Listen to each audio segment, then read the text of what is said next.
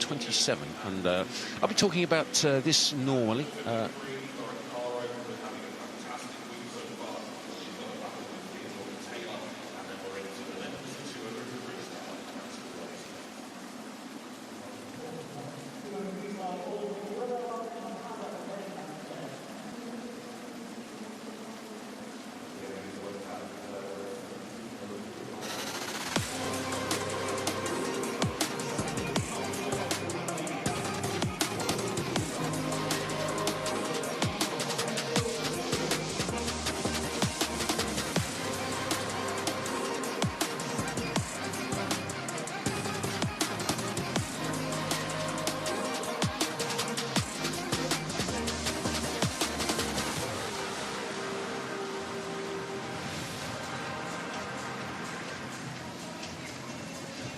Back again for the final morning of heats in this absolute gladiator auditorium. It's wonderful, absolutely sensational pool here.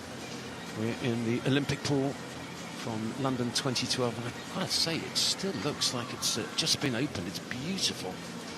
Wonderful 50-metre facility in this part of the building. There's another 50 metres just the other side of the windows at the start end. There's a fabulous 25-metre diving pit as well, with high quality, Olympic quality diving boards. It's just a wonderful London Aquatics Centre, and this is the 6th day of this Aquatics GB 2026 Championships. And there's 6 events for you this morning, and can't wait. The final one of the men's events is the one that everyone has been waiting for. It is the men's 200 metres freestyle, and it is so exciting. I've got to tell you, it's I feel like a kid in a sweet shop going through those heats this morning. It really is utterly extraordinary. And if I tell you, there's 17 Olympic medals held by the competitors in that event. There's 9 Olympic gold medals held by competitors in that event, and that's without Tom Dean, who's just resting a shoulder muscle tear. So if you add his Olympic golds, that would be 12 Olympic golds currently held by men's 200 metres freestylers. It's an unbelievable field that is. There's about 16 of them who all think they can make the top 8. There's going to be some tears in there, isn't there? So straight into the first heat. It is the first event, the men's 50 metres butterfly. And, well, he's back again, isn't he? Bruce D, the S6 para-athlete in lane number 3, with Xander Tovey in 4. Sebastian Williams in 5, and delighted again to be joined by the guru, the doyen of commentary for para swimming. It is Paul Noble. Paul, take us through this first heat, will you? Cheers, Andy. I think Bruce D's fast becoming one of your favourites, Andy. He's quite a character, isn't he? And he's had a good week. We're just counting up the number of British records that he's broken this week. We think it's 6. Wow. Well, I loved it when he came in the commentary box as well. He's still quite young. He's only 20, but my goodness me, he's got such a low voice. Warning. It's like, wow. Yeah, the only para swimmer in this 50 metres butterfly. He will swim again in the final. Xander Tovey and Sebastian Williams alongside him. 2 non-para swimmers, so they should be some way ahead of Bruce D. Bruce D entered in 33.43, British record, another long-standing one, 32.01, so that's quite an ask for Bruce in this 50 fly. Xander Tovey off to a good start though, and Sebastian Williams following him. The 2 yellow marked lanes, lane 4 at the top and lane 5 at the bottom, and they have started very well. That is a whole second improvement for Xander Tovey. Let's see what Bruce does. 33.08 for Bruce. Well done to him. And that is another lifetime best for Bruce, and again edging closer to that long-standing British record. Well done to Bruce D. Again, he just delivers time and time again, Bruce D. Great swim at the front of the field though. Xander Tovey, that's a huge improvement on his time. 25.68 was his entry time, 24.69. Sebastian Williams 26.18 in second, and Bruce D 825 points. Again, 1,000 points for the para swimmers is the fastest world ranked time in the last 2 years, and 825 for Bruce. he'll be delighted with that one. Well, he certainly will. And just looking at their winner there, Xander Tovey. Well, he was way off the junior consideration time coming into this meet, but he's now only half a second. He was some 1.5 seconds before he came here. That's a great swim from him. Just outside the European consideration time, and he's only 16. He's got 2 more years as a junior. Brilliant.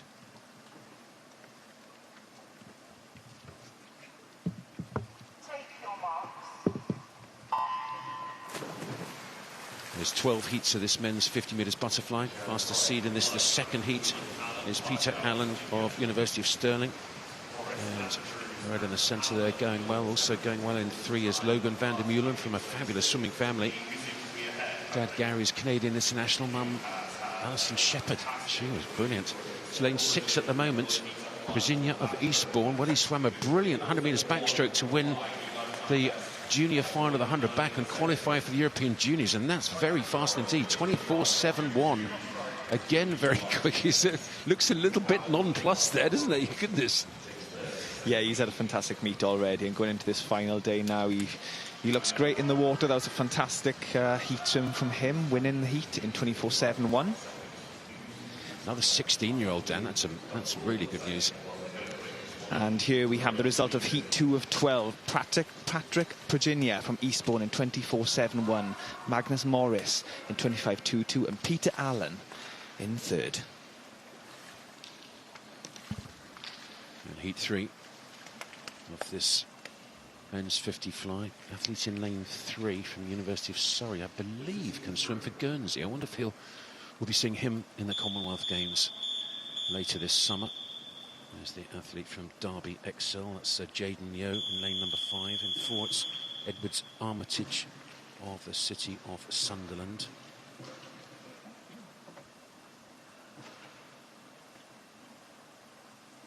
Take your marks. Heat 3 of 12 heats of this men's 50 fly. And it gets very fast, very quickly here. And these guys, well, there's 5/100ths of a second splitting them on entry times. So it'd be really interesting to see how they go here. 10 lanes being used right at the top there. Well, second for the top in lane 1. Archie Tebbett of Colchester going really well in that yellow hat. Right on that lane line, but he's going really quick. Can he spot the finish? Not bad at all. Ooh, 25.00. Just a tiny little glide in. When you get to about 10 metres out, you can adjust your stroke a little bit, just so you make sure that when the wall arrives, so does your arm in full extension. And that's a good swim from the Colchester lad.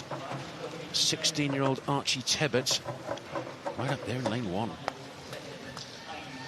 Yeah, a second, 0.03 of a second there, PB from Archie Tebbett, winning the heat in 25.00. Just 7/100ths behind Frankie Dockin-Smith from Swansea University, and in 3rd position, John Wood in 25.34. Nothing separating these lads in this heats this morning, Andy. Really is tiny, isn't it? It's hundredths rather than tenths of a second. Well, look at that at the top there. Adele Acelli and Sam Smith, both of the city of Sheffield. There's another one at the bottom there in lane 9, Sean Smith. I wonder if they're related. The 2 Smiths. Samuel Smith of Sheffield in 1. In 9, it's Sean Smith. Come to the national championships. 2 Repton swimmers next to each other as well. 2 Sterling in 2 and 3. Repton in 7 and 8. Sheffield in 0, 1 and 9. Come all the way to the national championships and you end up in the next lane to your teammate. It's quite extraordinary, isn't it? 15 allowed underwater, and these big boys really using about 13. So important to get that really tight, fast butterfly kick. 5 or 6 strokes kicks if you can, and then burst up to the surface. And that first stroke to drive you forward, and then get into this phase, the final phase. Head down, no breathers so far. This is good. It's great discipline. How's he going to touch the wall? Zachary Dale. Very good from him. Zachariah Dale, 25.10 from Repton wins it. That's good from him. And, well, lane 7 wins it. Lane 0 was second. Lane 1 was third. So the 2 Sheffield lads did very well there. 25.10. we're seeing PBs left, right and centre this morning. That was a 0.3 of a second PB there from Zachariah Dale. I definitely think he won that in the last 5 metres. As you said in the last heat, he finished in a full extension of the stroke, which is exactly what you want in the fly and breaststroke events. Now, Zachariah Dale taking the win there in 25.10, 13 100s behind Adele Achi from City of Sheffield in 25.23, and then 1 100th in behind is Cameron Jameson from Loughborough University.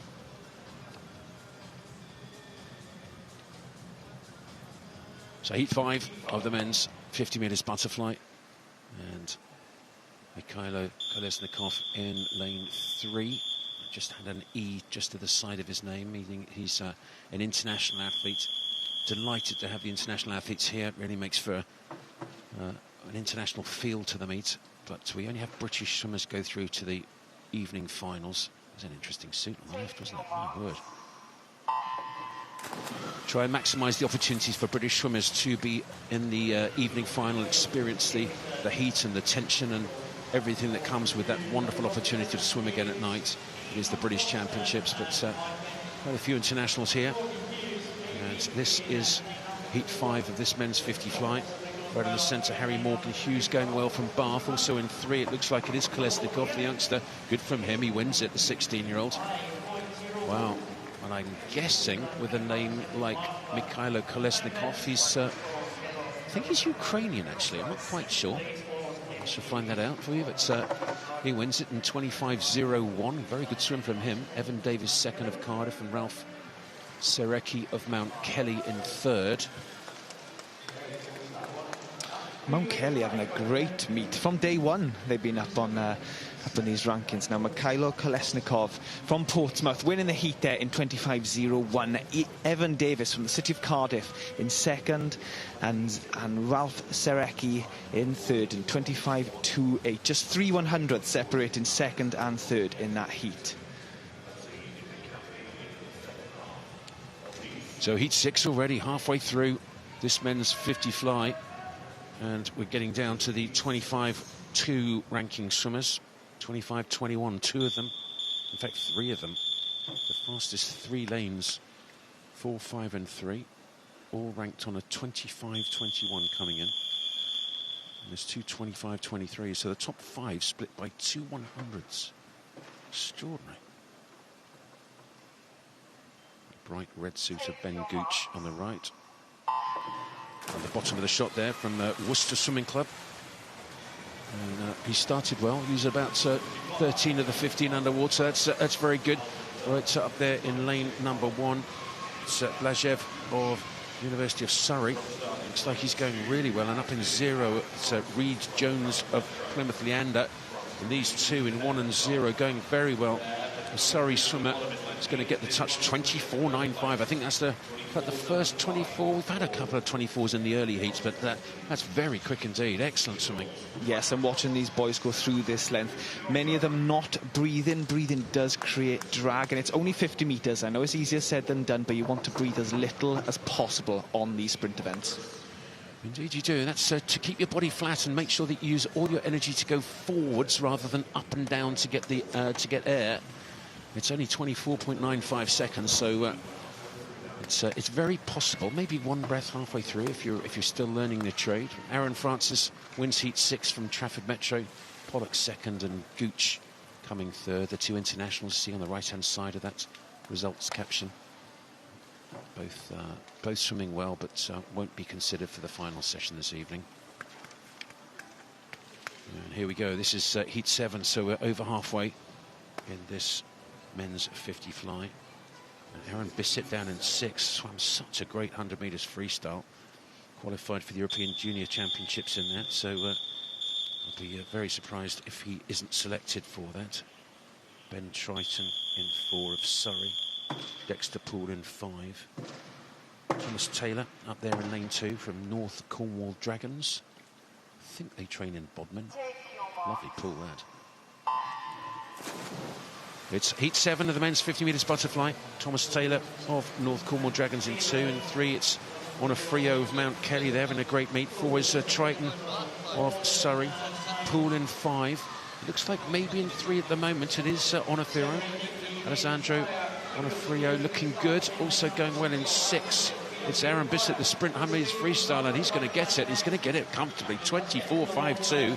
Well, he is a junior, and the junior qualifying time is 24.10, so it's only 0.4 of a second outside of that. This is pretty good. Really, really good. Look at that. Big lad as well.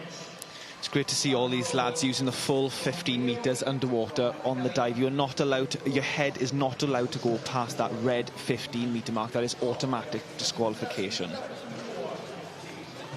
And here is the results of the men's heat 7 of 12 of the men's 50 fly. Aaron Bissett taking the win there. Gabriel Knight coming up in 3rd, and Alessandro De Forio in 2nd.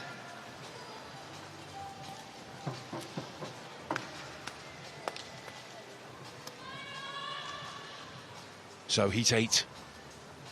A couple of heats still before the cycle seeded heats. The fastest 3 heats have got the fastest 30, all split evenly across them. We get progressively faster as the heats go through, and then heats 10, 11 and 12, well, they'll have the fastest 30 in them. Men's 200 freestyle, I tell you, it's just going to be something special. This morning's heats will be. Make sure you're around for that. Take your marks. It's his heat 8 of 12 heats of this men's 50 metres butterfly.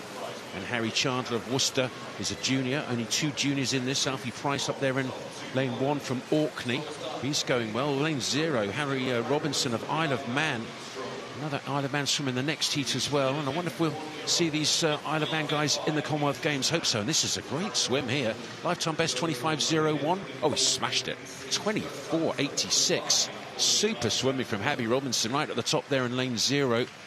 Great stuff. 2nd, well, in lane 9. So outside lanes coming 1st and 2nd. Benji Jeffries of Stirling 2nd and Harry Chandler 3rd. But right on the outside there, he just went for it. Yeah, Harry Robinson taking the win there in lane 0. You know, we've talked a lot about this week for the outside swimmers. Usually they set up the heat so it's shaped like an arrow, so the fastest swimmer in the heat is usually in lane 4, but it's great to see the outside lanes winning these heats. Harry Robinson in the outside lane, 24.86, taking the win. Benji Francis in 24.90, and then 6th 100s behind Harry Chandler from Worcester.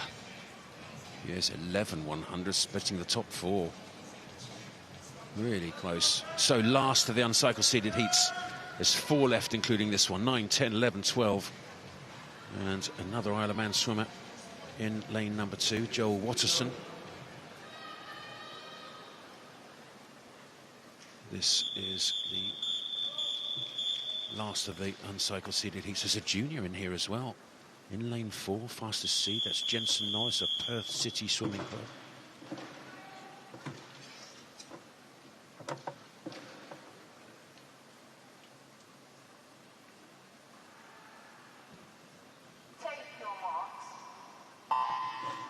Also watch up in lane number 1 is Rio Dowdu, 7th on the 100 metres freestyle. Very, very quick indeed, and he started well up there in lane number 1. There's no lane 5, so Joseph Way's withdrawn from Loughborough. Going very well at the top there at the moment in lane 1 is Dowdu, the sprint freestyle specialist. Watterson of the Isle of Man also going well. Just seen his teammate win the previous heat, and that's another great swim. So Isle of Man winning the last 2 heats. Well done. Joel Watterson, at 27 years of age, just went 24.61. That's a super swim. Season's best for him. Dowdu 2nd. Dion Edwards was 3rd. Dowdu, I think, lifetime best. Yes, it was by 0.2 of a second in 2nd place. Oh, there's a feel of anticipation in the air, isn't there, for these last couple of heats of this men's 50 fly, and then going through up to that 200 free. And here we have the results. Heat 9 of 12. Men's 50 fly, Joe Watterson from the Isle of Man taking the gold there, taking the win there. Now moving on to Heat 10 of 12. Joshua Gammon from Bath Performance Centre in the central lane next to Ed Mildred. He's had a busy week this week, hasn't he? He's had an incredibly successful week, hasn't he? Gold on the 200 fly, silver on the 100 fly.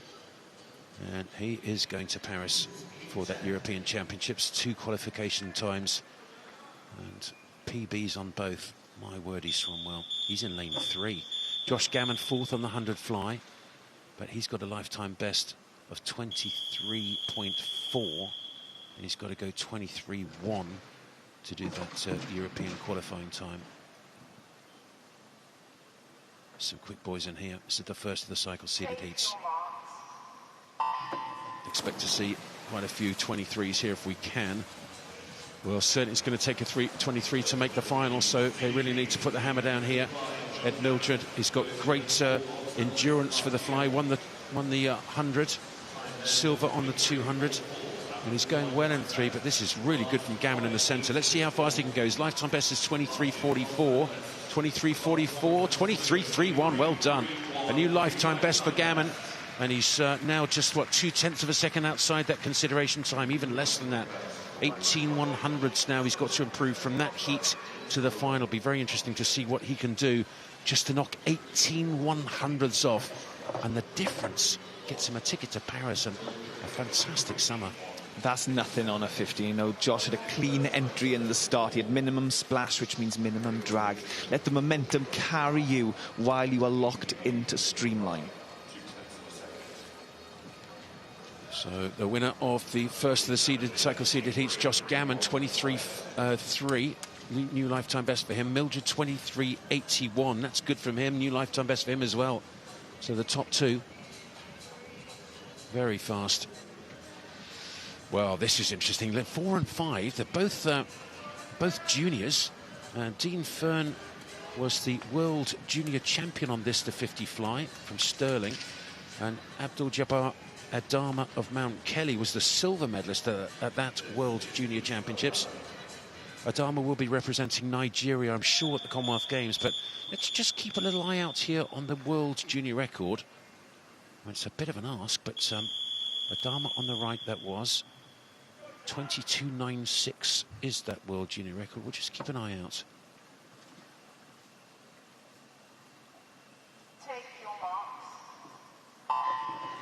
Well, there were 2 in the 23s in the last heat. Can we have somebody in the 22s here? That would be really something special. They're very fast, these guys in the centre. And it's a good start in lane 5 for Adama. And Adama leading at the moment, and he looks very good indeed. Just took a breath there. So powerful. And he really is driving down this second 25, head down. Only one breath so far. He's only going to go one breath for the whole thing. This is great swimming. 23.59. So Adama wins it. Second was Dean Fern, 23.92. So another 2 swimmers under 24. Adama won't progress through to the finals, given the fact that he's an international athlete here and trying to get as many British through. So welcome them all, of course, to the heats, but we will see him, I'm sure, in the final of the Commonwealth Games. And that's right on his lifetime best. 23.59 winning it. Dean Fern second. Well, that was a comfortable swim from Fern, 23.92. And Thomas Carswell third for Edinburgh University. And 3 Mount Kelly swimmers in the top 5. They just keep on whacking him in there, don't they? Very good. Very good indeed. It's going to be close to make that final, Dan. It really is. Here's the final heat of the men's 50 metres butterfly. And it's stacked. It really is stacked. There's a Brogan Hyde in 3 of Stirling. Then Jacob Peters, silver on the 100. Silver in this event last year. Can he go one better tonight? What a simple job to do, and it is to make the final. But simple, says Andy Jameson, sitting in the commentary box. Pressure's off Jacob now, because I think he did make the qualification time for Paris on the 100-metre fly, winning that silver medal. So he can kind of go into this race today focused but chilled out.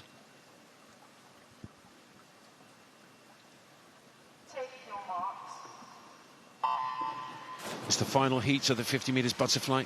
Jacob Peters right in the centre is the fastest seed. Lewis Fraser one out of him. Lane 8, 37 years of age. We've had quite a few of slightly elder age here. The 49-year-old and the 50 breaststroke. But this is very good in lane number 4 from Jacob Peters. Silver on that 100 fly. And as you say, Dan, pressure's off. Didn't quite spot the finish. 23.29. Well, he can go much faster if he can just maybe try and get his radar focusing about say 10 metres out and try and make sure that he hits the finish a little bit cleaner than that. A really quick last stroke. How he did that so fast, I don't know. It was amazing. 23:29 does get him under the qualification time for the Commonwealth Games this year for Team England. That was a great swim from Jacob. You know, his technique, his precision in this event, in the 50, is phenomenal. And that's why he's on the team going to Paris this year. Jacob Peters winning that heat in 23:29. Kieran Grant in second, and Lewis Fraser from Swans University in third. But it looks like it's going to take pretty much sub 24 to make it. There might be a 24.0.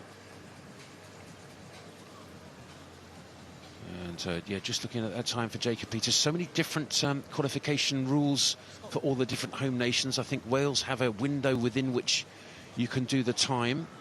I'm not quite sure whether the English selectors require you to do it in the final or not, so I guess we'll be finding that out. Scotland as well got a slightly different qualification consideration. So there we go, 24.05 does make it in. And Abdul Jabbar Adama, the Nigerian athlete, super swim from him, but we'll see him in the Commonwealth Games, I'm sure. Peters fastest, Josh Gammon second, Kieran Grant third, and the time they'll be looking for tonight will be that European qualification time of 23:13. It's fast, but they can certainly do it, and so many of those athletes will also be looking at Commonwealth Games qualification tonight.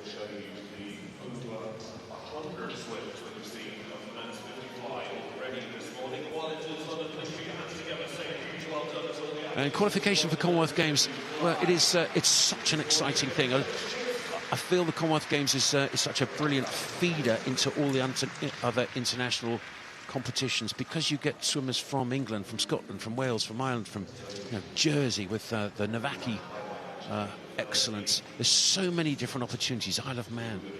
It really does allow so many more swimmers to have that international experience and feel it, and then decide, is that what I really want? And if it is, what am I going to do to make sure that I can continue my international experience and presence?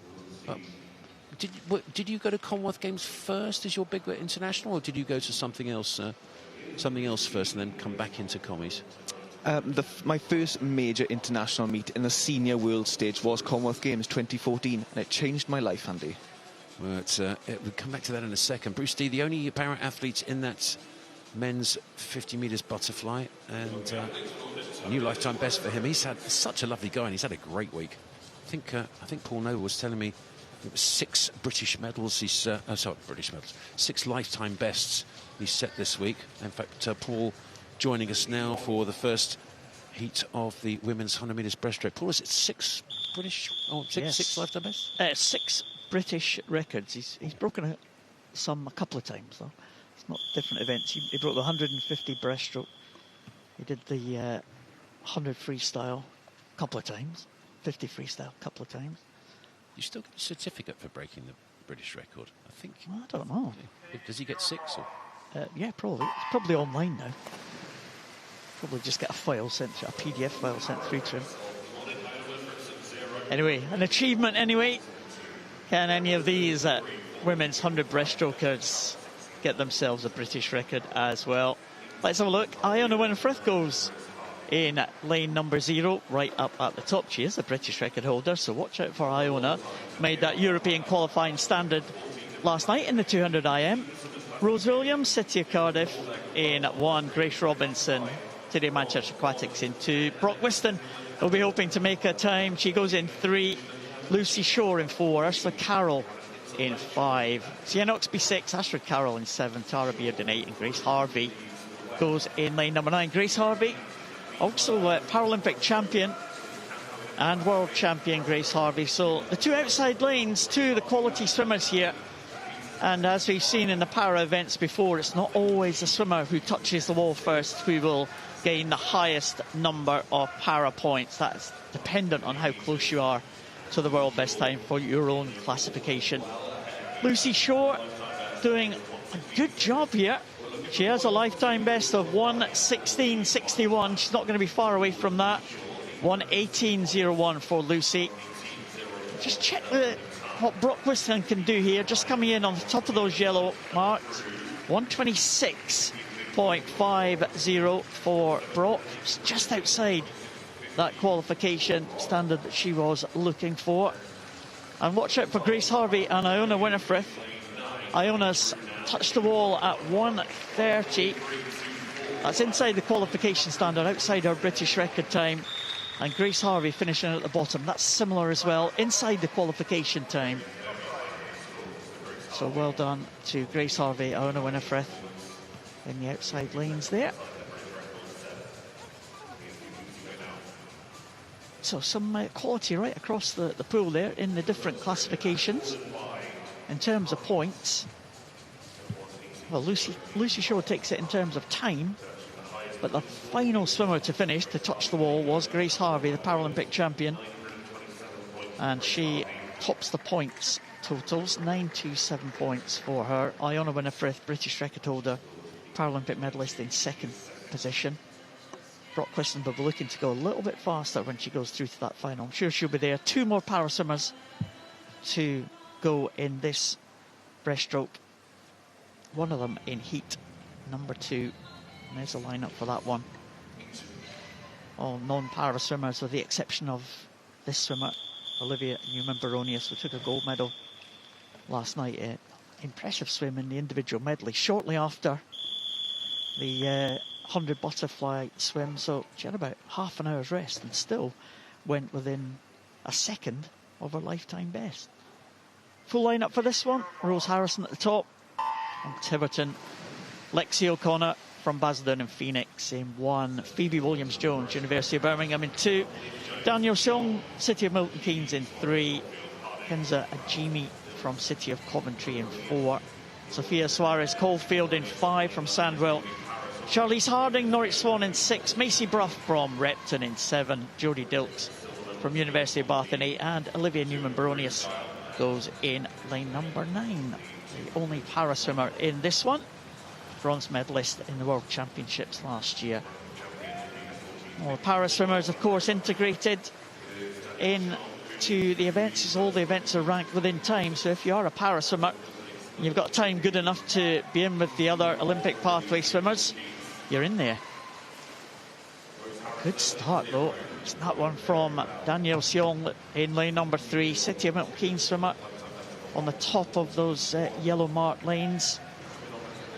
Pretty much of a muchness behind her, but time for Danielle, 1:14.1. She's got a PB of 1:12.74. She might be closer to that than she is to her entry time. Just outside that. Well done, Danielle. Rose Harrison finished strongly at the top. Macy Brough in 3rd place. And Olivia Newman-Baronius, 1:18.76 for Olivia. Didn't have to work too hard to make it to that para final. 783 points, still an excellent swim from Olivia. I had a lovely conversation with Olivia last night on the podium. She's lovely, fantastic athlete, but also a lovely person. Well, the result is confirmed there. Danielle Seong, Rose Harrison and Macy Brough, the top 2, and Olivia, 783 points. Yeah, she's been a real find for the GB team over the last couple of years. Just came in to the para squad just prior to the Paris Paralympic Games. She's a swimmer with an intellectual impairment. She struggled in Paris because of the atmosphere. The atmosphere in Paris, it was like a cauldron in the La Défense Arena, and it was so loud. And some of the swimmers with the intellectual impairment struggled to cope with that, and Olivia was one of them. But she's recovered from that, and she's performed extremely well on the international stage since then, and on form this week.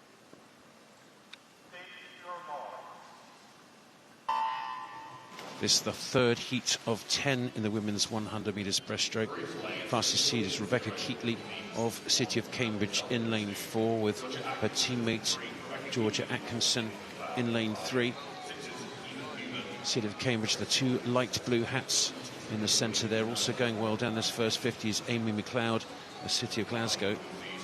And, well, driving well as the City of Glasgow swimmer. This is very good indeed in 5. Great first 40. She's got a decent lead here.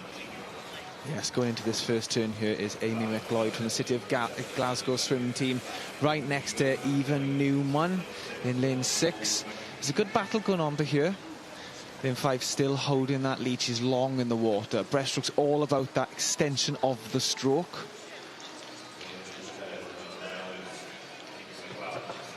Well, again, it's a little bit more PT-esque, this one, isn't it? This style of stroke, really no pauses at all. You've got to be really powerful to do that. Amy McLeod doing really well here from City of Glasgow. She's led from the front, and this is a good swim. Her lifetime best is 1:13.8. Oh, my word. 1:12.1 off a 1:13.8. Wow, that's really good swimming. Naomi Vides was second in a 1:13.2. So a big season's best for her up there in lane 1, but a super swim from the winner. Excellent stuff from Amy McLeod. Vides second. Eva Newman of Mount Kelly was third. 1:13.82. So again, I think a season's best for her as well. But McLeod really good. Great lifetime best from her to win it from lane 5. Really excellent swimming. Yeah, Amy taking the win then in 1:12.11. Naomi Vides in 1:13.25. And coming up in third, Eva Newman in 1:13.82. Well, this, of course, is the trial for the European Junior Championships. For those athletes born between 2008 and 2012. Wow. Time waits for no man, does it? It really doesn't. It's also a trial for the European Championships, which are going to be held in Paris. The juniors will be in July in Munich. And in August, the European Championships, just 2 weeks after the Commonwealth Games. And many of these athletes will be trying to get selection for all the various home nations and some international ones as well. We saw Adama there for Nigeria on that men's 50 fly. This is heat 4 of the women's 100 metres breaststroke. 6 juniors in a row, lanes 1, 2, 3, 4, 5 and 6. Also in 8 is Megan Mills from Tadcaster York Sports Swim Squad closest to us. But lanes 1 to 6, all juniors. The junior qualifying time 109.3. So it's a little bit faster than these guys' lifetime best, but we've seen some cracking swims in the heat so far. Yes, that was also a good start from Sophie King in the first 25. Obviously, you don't win the race in the first 25, but it surely does give you a good start. But Megan Mills taking the first length there in 34.69. She's got a personal best of 1:13, so she's going to be there or thereabouts, but she's looking good. She's looking strong, high in the water, really throwing her arms forward into the next stroke cycle. Well, she looks very strong indeed. And again, there's 6 juniors all in a row from 1 to 6 and one more. And the one more is leading closest to us. It is Megan Mills. She was born in 2008, so does qualify for the right to be considered for the European Juniors, should she be quick enough. She's going to win this heat right down in lane 9. Look at that. Megan Mills wins it from Tadcaster York Sports Swim Squad. 1:14.28. Really good winning the heat from an outside lane. That's very good indeed. In theory, she should be, I think the slowest, is it 0 or 9 is the slowest? I think it's 9, isn't it? I think it's 9, yes. But, you know, if you got a lane, you got a chance, Andy. We've seen wins come from every single lane in this pool this week. And what a week it has been so far here at the Aquatics GB Championships in the Olympic pool in London. Megan Mills taking the win there in 1:14.28. Lily Mundell in second, and Louise Bressler from Bath University in third.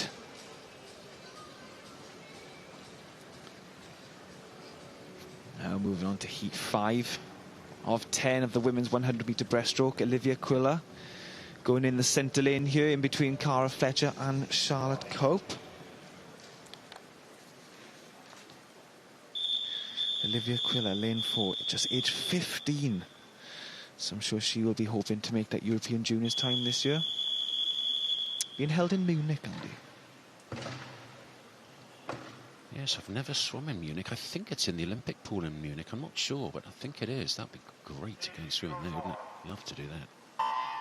So this is heat 5, halfway through the 10 heats of the women's 100 metres breaststroke, and Olivia Quiller is the fastest seed in lane number 4. from Royal Tunbridge Wells Monson, and what an amazing meet they've had so far. Livia right in the centre won the junior final of the 200 metres breaststroke. I seem to remember she came back on the second half really well on that. We're going down this first 35 metres or so, going very well in 5. It's Kira Fletcher of Nova. Also going well closest to us is Anna Healy of Wigan. Let's see who gets the touch. It looks like it is going to be lane 5. Yes, it is. Kira Fletcher really quick out. That's a super swim, 33.8 so far. That is quick out. You know, the first 50, you've got to pace it strong enough to contend, but efficient enough to be strong on the second half. But here in lane 5, Kira Fletcher really pulling ahead of the rest of the field. Well, she looks really good, doesn't she? Getting quite a high recovery position and then driving those hands forward. You can really see the drive in the hands forward, can't you? She could maybe just get a little bit more streamlined when she does drive forward.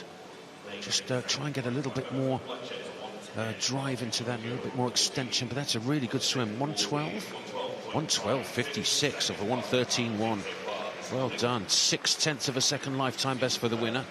That was Kira Fletcher of Nova Centurion, and the winner of the junior final of the 200 metres breaststroke, the 15-year-old, coming second, 1:13.39. That's a season's best for her.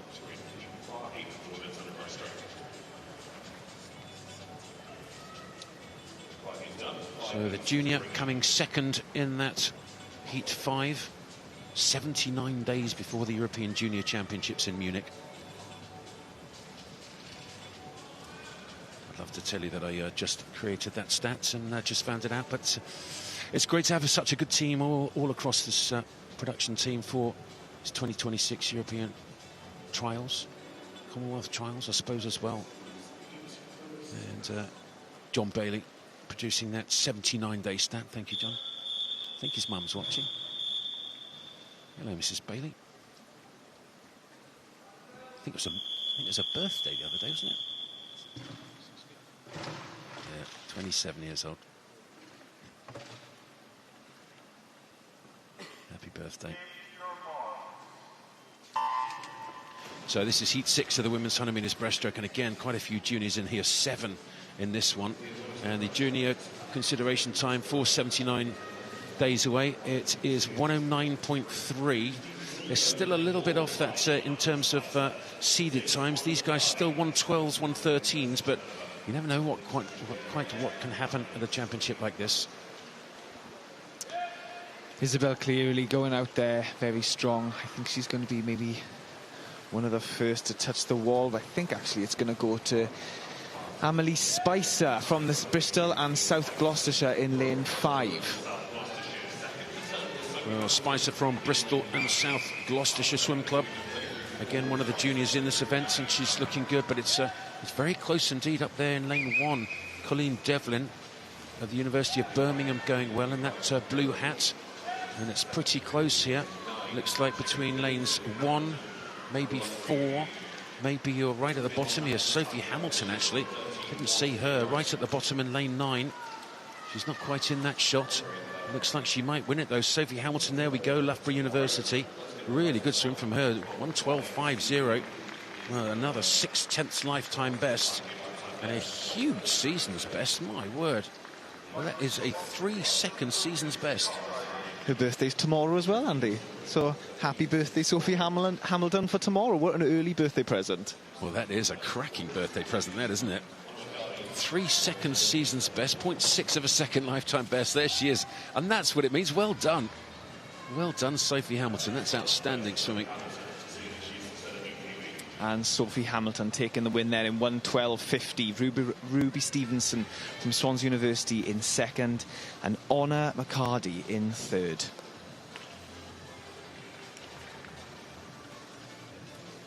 So heat 7, last of the uncycle seeded heats, and Lily Green third on the junior final of the 50 breaststroke for Mount Kelly in 3, the 16-year-old. Again, quite a few juniors in this. In lane 0, Mary Gibson, and then in 3 it is Lily Green. And Liverpool's Gabriella Hunt, born in 2008, so she qualifies to be considered for juniors. She's in 4. Esme Hall in 6. And Gwenlyan Evans in 8. So it is heat 7 of the women's 100 metres breaststroke. The fastest seed is Gabriella Hunt of the city of Liverpool, and that bright red hat right in the centre there. But lanes 7 and 9, Walker and Richards, have been cracking starts. In fact, Richards closest to us is a para-athlete, Paul. Yeah, she's one that's been classified nationally. She is actually the national record holder, British record holder, Leah Richards. Not been classified internationally, so can't break any European or world records, but British record holder. She's going at the bottom of the picture. She's right up there in contention in 3rd place. I tell you, Andy, inside British record pace at halfway. Well, this is fantastic stuff, isn't it? So still going really well in 7 is Bethany Walker of City of Sheffield swim squad, and she's leading by maybe about 1.5 meters, something like that, with about 20 meters to go. It is heat 7. Her entry time was 1:12.47. That is her lifetime best. Also coming back through in lane 5 now, Hulu of Swansea, Claire Hulu. And Claire looking really good in the black hat right in the centre there. She's going to get the touch. Really good last 25, and yes, she does. The time 1:12.05. Lifetime best again. I need to find another way of saying lifetime best, because I feel like I say it every single heat. It's great fun. I mean, what a lovely problem to have, eh? Yeah, it's better to say it than not to say it, isn't it, Paul? Isn't it, Andy? Yeah, Leah Richards, not a lifetime best, unfortunately, for her. So she just faded a little bit at the end there. 899 points, though, so that's a big points total for her. But as a nationally classified swimmer only, she won't progress to the final there. The order of qualification priority for the para-athletes are the internationally classified ones go to the final before the national classified. So we won't see Leah Richards again, but I'm sure we'll see her again in the future. Thank you, Paul. Well, moving on to the fastest 3 heats, the cycle-seeded heats, and Anna Morgan from Edinburgh University. I think she's Scottish, and if that's the case, I'm sure she'll be looking at both the European consideration time of 1:06.6, which is very fast, doable, but fast, and the European, the Scottish consideration time for Commonwealth Games, 1:07.6, which is very capable, very, very doable for Anna Morgan. Morgan in 4, Jasmine Carter won the junior final of the 50 breaststroke. She's got great speed in 5. Charlotte Bianchi in 6. Also up there in lane 1, Josephine Lawn was 8th in the junior final of the 50 breaststroke. So we've got some raw speed all over the pool, but a really good start in lane 4. That is the bronze medalist of the 200 metres breaststroke. That's Anna Morgan of Edinburgh. Yes, taking out the first 25 really strong. She leads the rest of the pack. Andy, in the breaststroke is the only stroke where you can go past the 15-metre mark underwater, but she's won the first 25. She's going strong into the first 50 here. The first turn is quite close between her, Anna Morgan, and Gabrielle Idle-Beavers. But Anna Morgan is going to take the turn there in 31.41. Well, saying it was close, there was 7 100s down between first and second there. Very close indeed. These swimmers in 4 and 3. That's Morgan and Idle-Beavers of Edinburgh and Mount Kelly. And this is a great swim from the junior in lane number 3. Her lifetime best 1:09.2 versus a 1:07.3 from Anna Morgan. So Morgan is just about winning, but this is a super swim in 3 from the youngster. Let's see what the time is. 1:07. Yes, 1:07.99. Well done, Anna Morgan. Just outside the Scottish qualification time for Commonwealth Games, but a very good swim. Sure she can do that in the final tonight, and I'm sure she'll make it through to the final tonight with that. And a fabulous swim from Gabrielle Idle-Beavers. Her lifetime best was 1:09.2. She's just gone on 1:08.1. 1.1 second lifetime best. Personal bests in the morning are what these athletes want, Andy. You know, obviously you've got to do those times to get on those teams this summer in the finals, but it's setting yourself up nice for the finals if you're swimming well in the heats, especially getting personal bests. Yeah, it is interesting how some of the big guns decide to do the heats here. Some of them going quite comfortably and reserving some energy for the final, and others, as you would at the Olympics, really challenge themselves in the morning. Anna Morgan there, not far off her lifetime best at all. Great swim from her, and a huge lifetime best from Gabrielle Idle-Beavers coming second. Great swimming from her. They should both make the final. And this is a quick one as well, the second last heat of the women's 100 breaststroke. Schlossen in 3, Hanlon in 4, Taylor in 5. And fascinating for me, don't often get breaststroke and freestyle specialists. And Schlossen in 3 and Theodora Taylor in 5, both on the women's 4x2 free relay going to Paris. 4x200 freestyle. And this, the 100 breaststroke.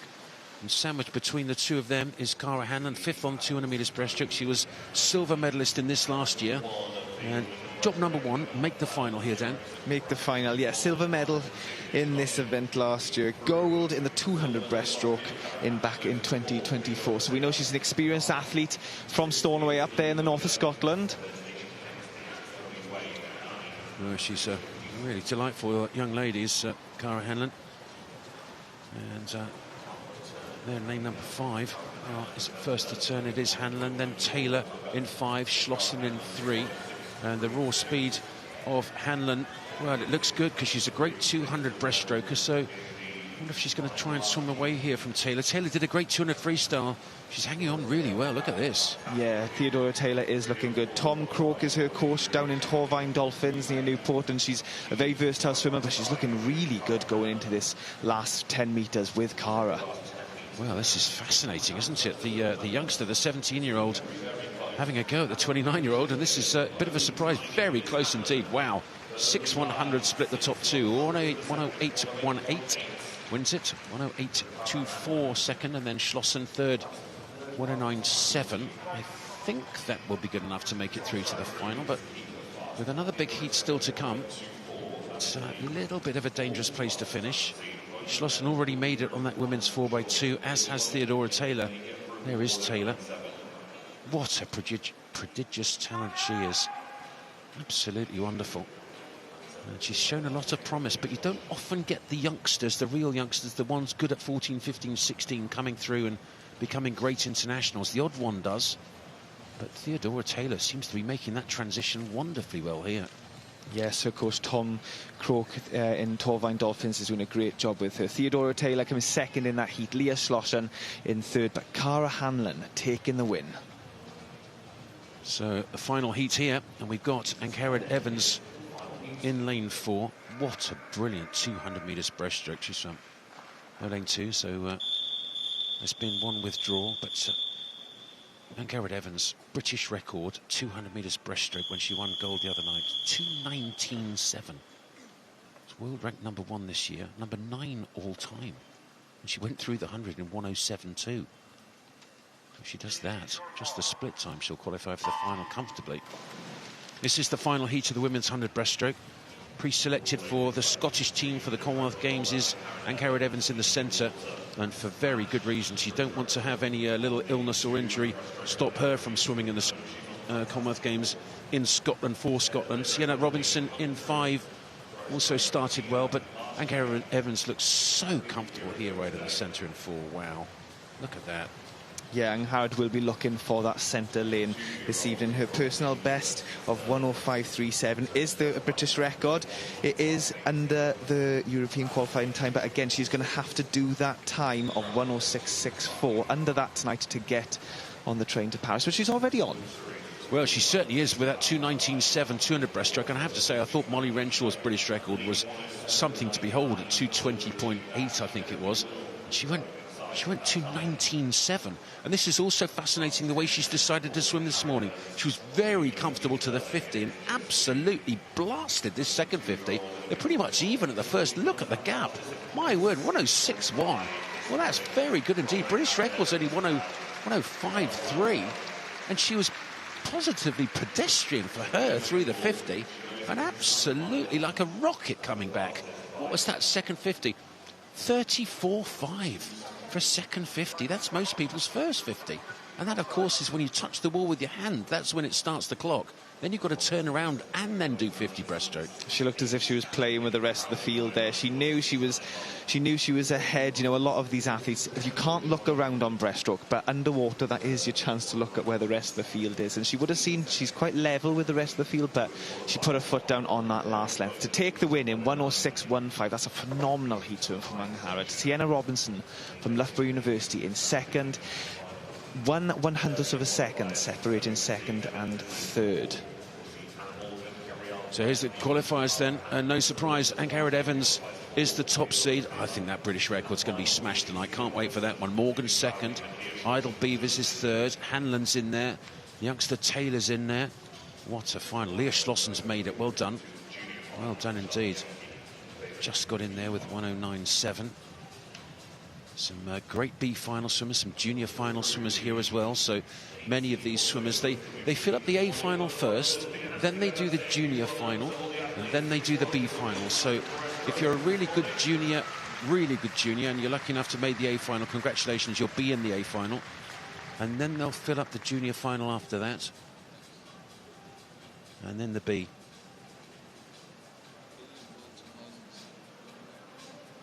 B, of course, born 2007 or earlier, in the junior final 2008 to 2012.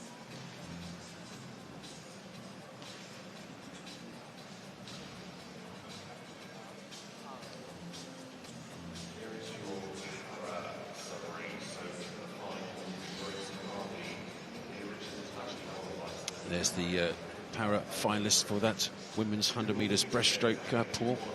Very, very high quality field. Yeah, Grace Harvey will make it in first position, 927. I'm not sure that Aaliyah Richards will make it into that because she's only nationally classified. So it might go down. Rose Williams, I think, might just scrape in. We shall see. And confirmation of that one. Thought there were more internationally qualified swimmers there, so they would knock Aaliyah Richards out of that final. But check that on the website. I'll make sure that's corrected. Another para swimmer in this one, Andy, first heat of the 200 backstroke. Mark Tomsett is the British record holder in this 200 back. 7 heats. There's a lineup for heat number 1. And the entry times here. William Davis and Matthew Scott just dipping under the 2:10 mark. Mark Tomsett is a British record holder at 2:10.04. If he dips under the 2:10 mark, that'll be inside the world record as well. I think I'm right in saying, Paul, you said the other day in the 100 backstroke that Mark has been working on his starts, and it's surely showing, because when he swam the 100-metre backstroke, he had the start of the night for me, because he went fully to the 15. You're not allowed to pass 15, of course, with your head underwater. Otherwise, that is automatic disqualification. But it's something that he's been working on. Yeah, I mean, he's got a fantastic start. Some good starts from the para swimmers all the way through the week. Mark Tomsett on the backstroke. Always impressed by Bruce D as well. He always seems to get off the blocks so quickly compared to everyone else. Fantastic reaction time. But Mark going out great here, isn't he? He has. He went out in a 29.00. Of course, he has a personal best of 2:10.04. Check the splits here as he goes through halfway. 101.37. If he can bring this back, Dan, this is going to be a huge world record swim. British record 2:10.04. That's the world record. It's slower than that, actually. The 2:10.04 was in an event which was not ratified for Paralympic, world and European records. So Mark Tomsett's PB is actually faster than the world record, which stands at 2:10.15. So we could see a world record this morning, Paul. We could indeed. This is the one and only chance he's going to get to swim this one, unless he makes one of the B finals. There's no para final for this one, but he's doing a great job here. Is he going to hold on, Dan?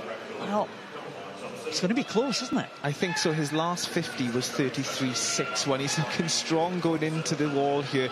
2:10.04 is his personal best. He's there or thereabouts. Paul, we could see a world record this morning. We could do. Let's see this. 2:10.04 for Mark Tomsett. Is he going to be inside that world record mark? He's going to be miles inside it, I think. Look at that. 2:08.21. And it is inside the world record mark. He celebrates. Well done, Mark Tomsett. What a swim in the morning. And he took it out so fast, didn't he? It was, well, The question was he going to tie up in the closing stages? But he looked phenomenal in the early stages there. Well, backstroke 200 especially is all about pacing, because that last 100, if you pace it wrong and you go too hard in that first 100, you can kind of swim and feel like you're swimming in an L shape on that last length, especially on the underwaters and the turns. Well, he did a fantastic job. Jacob Pemberton from Derby XL was in second there. William Davis in third, 209.92 and 211.52. But what about that? A world record.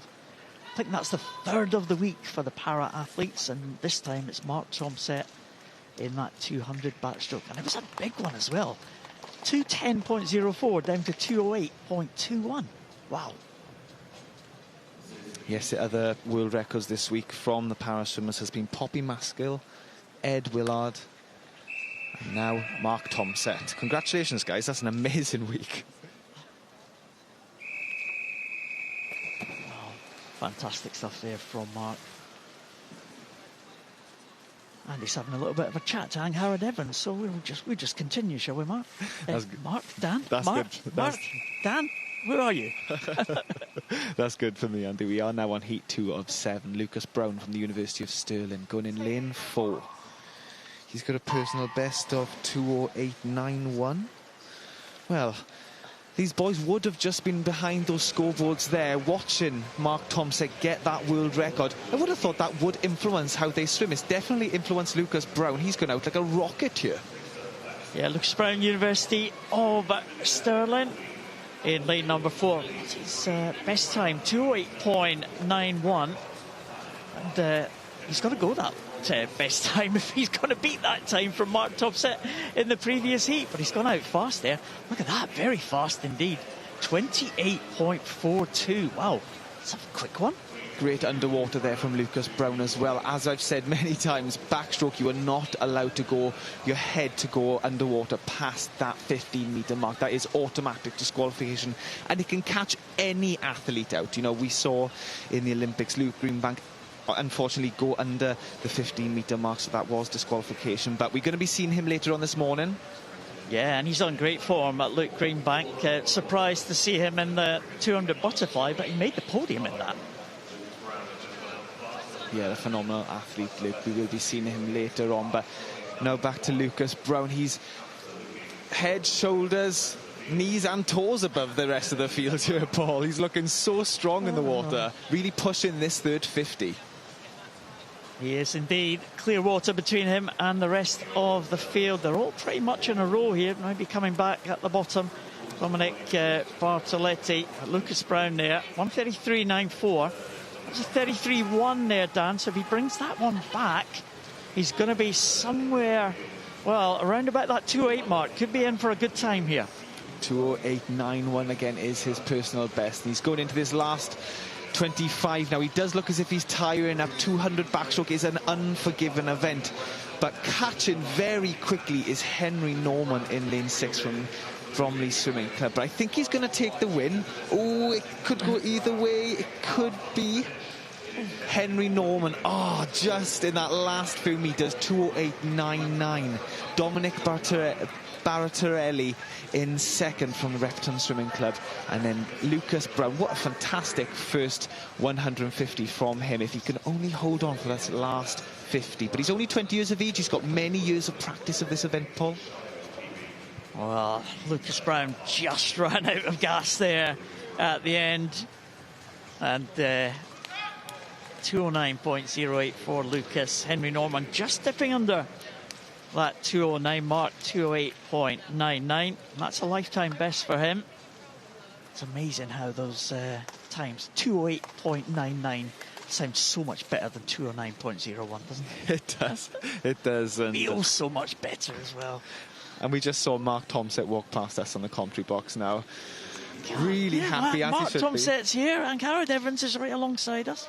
And he's still having a good chat. We are now going into heat 3 of 7. Harry Reid in the central lane here. Personal best of 2:07.21. Would you ever tip the 200 back, Dan? Do you know what, Paul? That was my first ever national time back in 2012, yeah? Yeah, really? Who would have thought? Wow. My first, the first event that I won a medal in nationally was 100 back. And then as I went through my career, it became my worst event. I became an individual medley swimmer. That was always my worst leg, the backstroke leg. Amazing, isn't it? Well, entry time, so these swimmers, 2:07.21, Harvey Reid from Walsall Swim and Water Polo Club. That's the fastest. And he goes in that middle lane, in lane number 4. But the entry time's pretty close. I mean, you said earlier, Dan, that we had winners from any lane right across the pool. Maybe we shouldn't be too surprised, because some of these heats, in terms of entry times, are incredibly close right across the pool, aren't they? Yes, and taking the first length there, 28.67, comes down in lane 9, closest to your screen there, Oliver Cunningham. He's 20 years of age. His personal best is 2:08.97. But we do have a junior in, well, a few juniors in this heat here. I'm talking about Nikolai Sisnet. So he's 16 years of age. He'll be looking to qualify tonight in the for the European junior team that is being held later on this year in Munich. The European junior time that he's going to have to do tonight is 2:01.20. He's going to have a PB to get that, but we've seen so many personal bests this week, Paul. Anything can happen. Yeah, it's a tough ask for Nikolai, but he's one of the stars of age group swimming in Scotland over the last few years. A number of national titles up there at the Scottish event. The Scottish national age groups just a couple of weeks ago. But still going well. Right at the bottom, Oliver Cunningham is a little bit of a lead over the rest of the field. Although swimmers maybe trying to come back at the top there, lane 1 and lane 2. That is Nikolai Sisnet and Zach Sheriff. They are side by side, and they might just be going ahead of Oliver Cunningham here.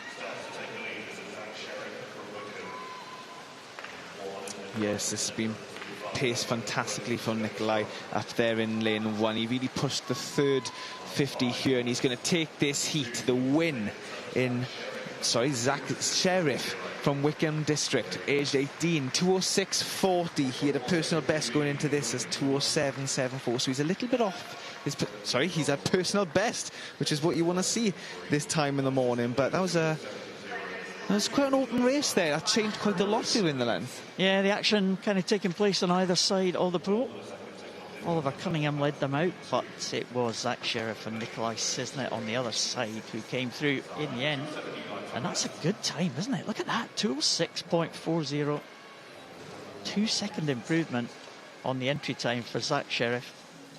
And a 1.5 seconds off his personal best. So good stuff from Zach Sheriff. Good stuff from Nikolai Sisnet as well. And Oliver Cunningham took it out hard. He got his reward in the end. Just got taken by the two swimmers on the other side of the pool. But decent swim from Oliver. We'll be pleased with that PB. Yes, that is the 1, 2, 3. Sheriff, Sisnet and Cunningham in that heat 3 of 7 of the men's 200-metre backstroke. Andy's back with us. Any little snippets from Angharad Evans, Andy? I'll tell you what a lovely lady she is. Just had a fabulous chat with Angharad. Thank you so much for stepping in and saving my bacon there, Paul and Dan. That was very kind of you. But what a lovely lady she is. I just had about a 10-minute chat with her. My goodness me, 2:19.7 on the 200 breaststroke, and the way she swam that this morning, that 34.5 coming back on the 50. I wonder what she's going to go tonight. I don't think she knows how quickly she can go tonight on that final of the 100 metres breaststroke. Definitely be watching that one. Final start at 7:45 tonight with 7:30 pre-game show. So make sure that you join us for that, because this evening's final set of finals, particularly that women's breaststroke, particularly the men's 200 freestyle, particularly this. The men's 2 back. I mean, there's so many fantastic races tonight. It's going to be really fun. Women's 50 freestyle never disappoints. Final heat, the women's 800 metres freestyle. Again, how many blocksage in there for that one? And of course, that's that sprint event to start with. That's a men's 50 fly, I think, isn't it? Yeah, that should be really fun too. So this is heat 4 of 7 heats of the men's 200 metres backstroke. 5 juniors in this, including right at the top there, started well is Toby Nakamura Drew, silver medalist on the junior 100 metres backstroke. He went a 56.1, a super swim he did on that. But juniors all across the pool. In 0, that is Toby Nakamura. In 3, Jonathan Ireland of Maidenhead. Fastest seed in lane 4 is Oliver Baskerville of Hatfield with that red hat, but going really well down here in 7. Another junior, Aidan Orpin of Sutton and Cheam. And closest to us is Charlie Foster, the 5th of the juniors in this heat 4. But really quick down this first 125 metres for Aidan Orpin of Sutton. My word, look at this. We've been talking about European juniors quite a lot, Andy, but I just got to stress how amazing of an opportunity to go to European juniors is. I went back in Dordrecht in 2014, and it was the first time I ever stepped onto an international stage, racing international swimmers, and what an experience it is. Aidan Orphan there going into the 3rd and final turn of this men's 200-metre breaststroke heat 4. 1:31.28. He's got a personal best of 2:06.88, so he's looking, I think we're going to see a PB from here, Andy, from Aidan Orphan. It could actually be quite a big PB. Well, he's swimming really well. Also going well is the second swimmer is also a junior, Toby Nakamura Drew, right at the top there. So lane 7 and lane 0 both going really well here. Coming back in 4 as the 3rd junior, Baskerville, but Aidan Orpin, what's he going to go? 2:03.1 over 2:06.8. Wow, that is brilliant. That really is extraordinary. 2:03.1 over 2:06.8, 3.7 second lifetime best.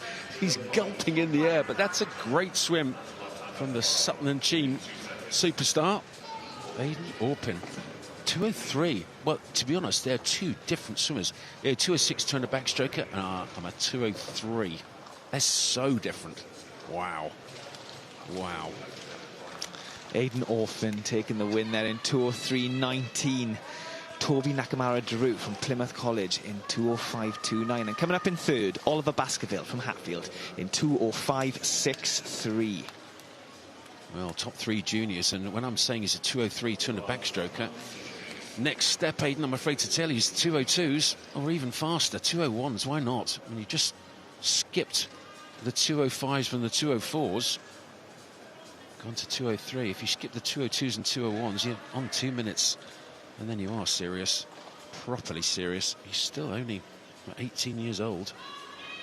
What a future he's got if he works hard. Very good indeed. So the first of these cycle seeded heats, heat 5 of 7 of the men's 200 backstroke. Cam Brooker goes in lane 4, bronze medalist on the 100, 53.69 he went on that.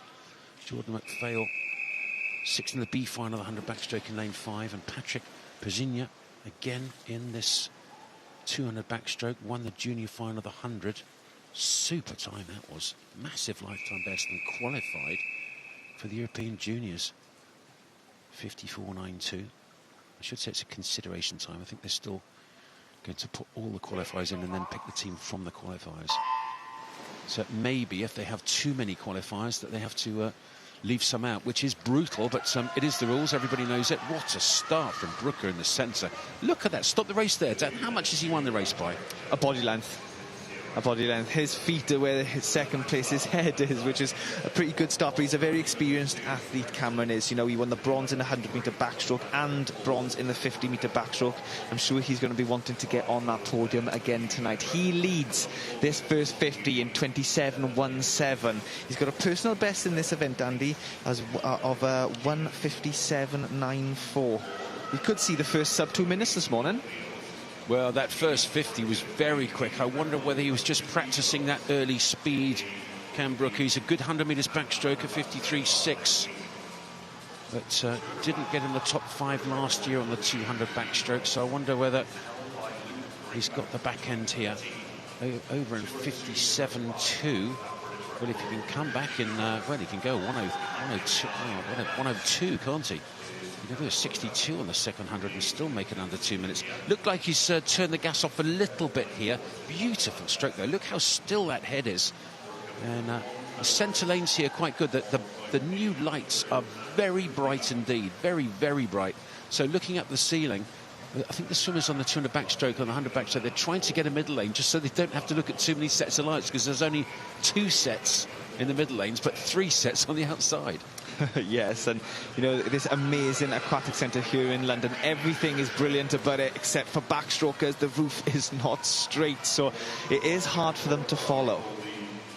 Well, it is, but he's going well in the centre. Cam Brooker, Jordan McPhail right on the lane line in lane 5 from Edinburgh. But if he can stay off the lane line, just an inch or two off it would be perfect.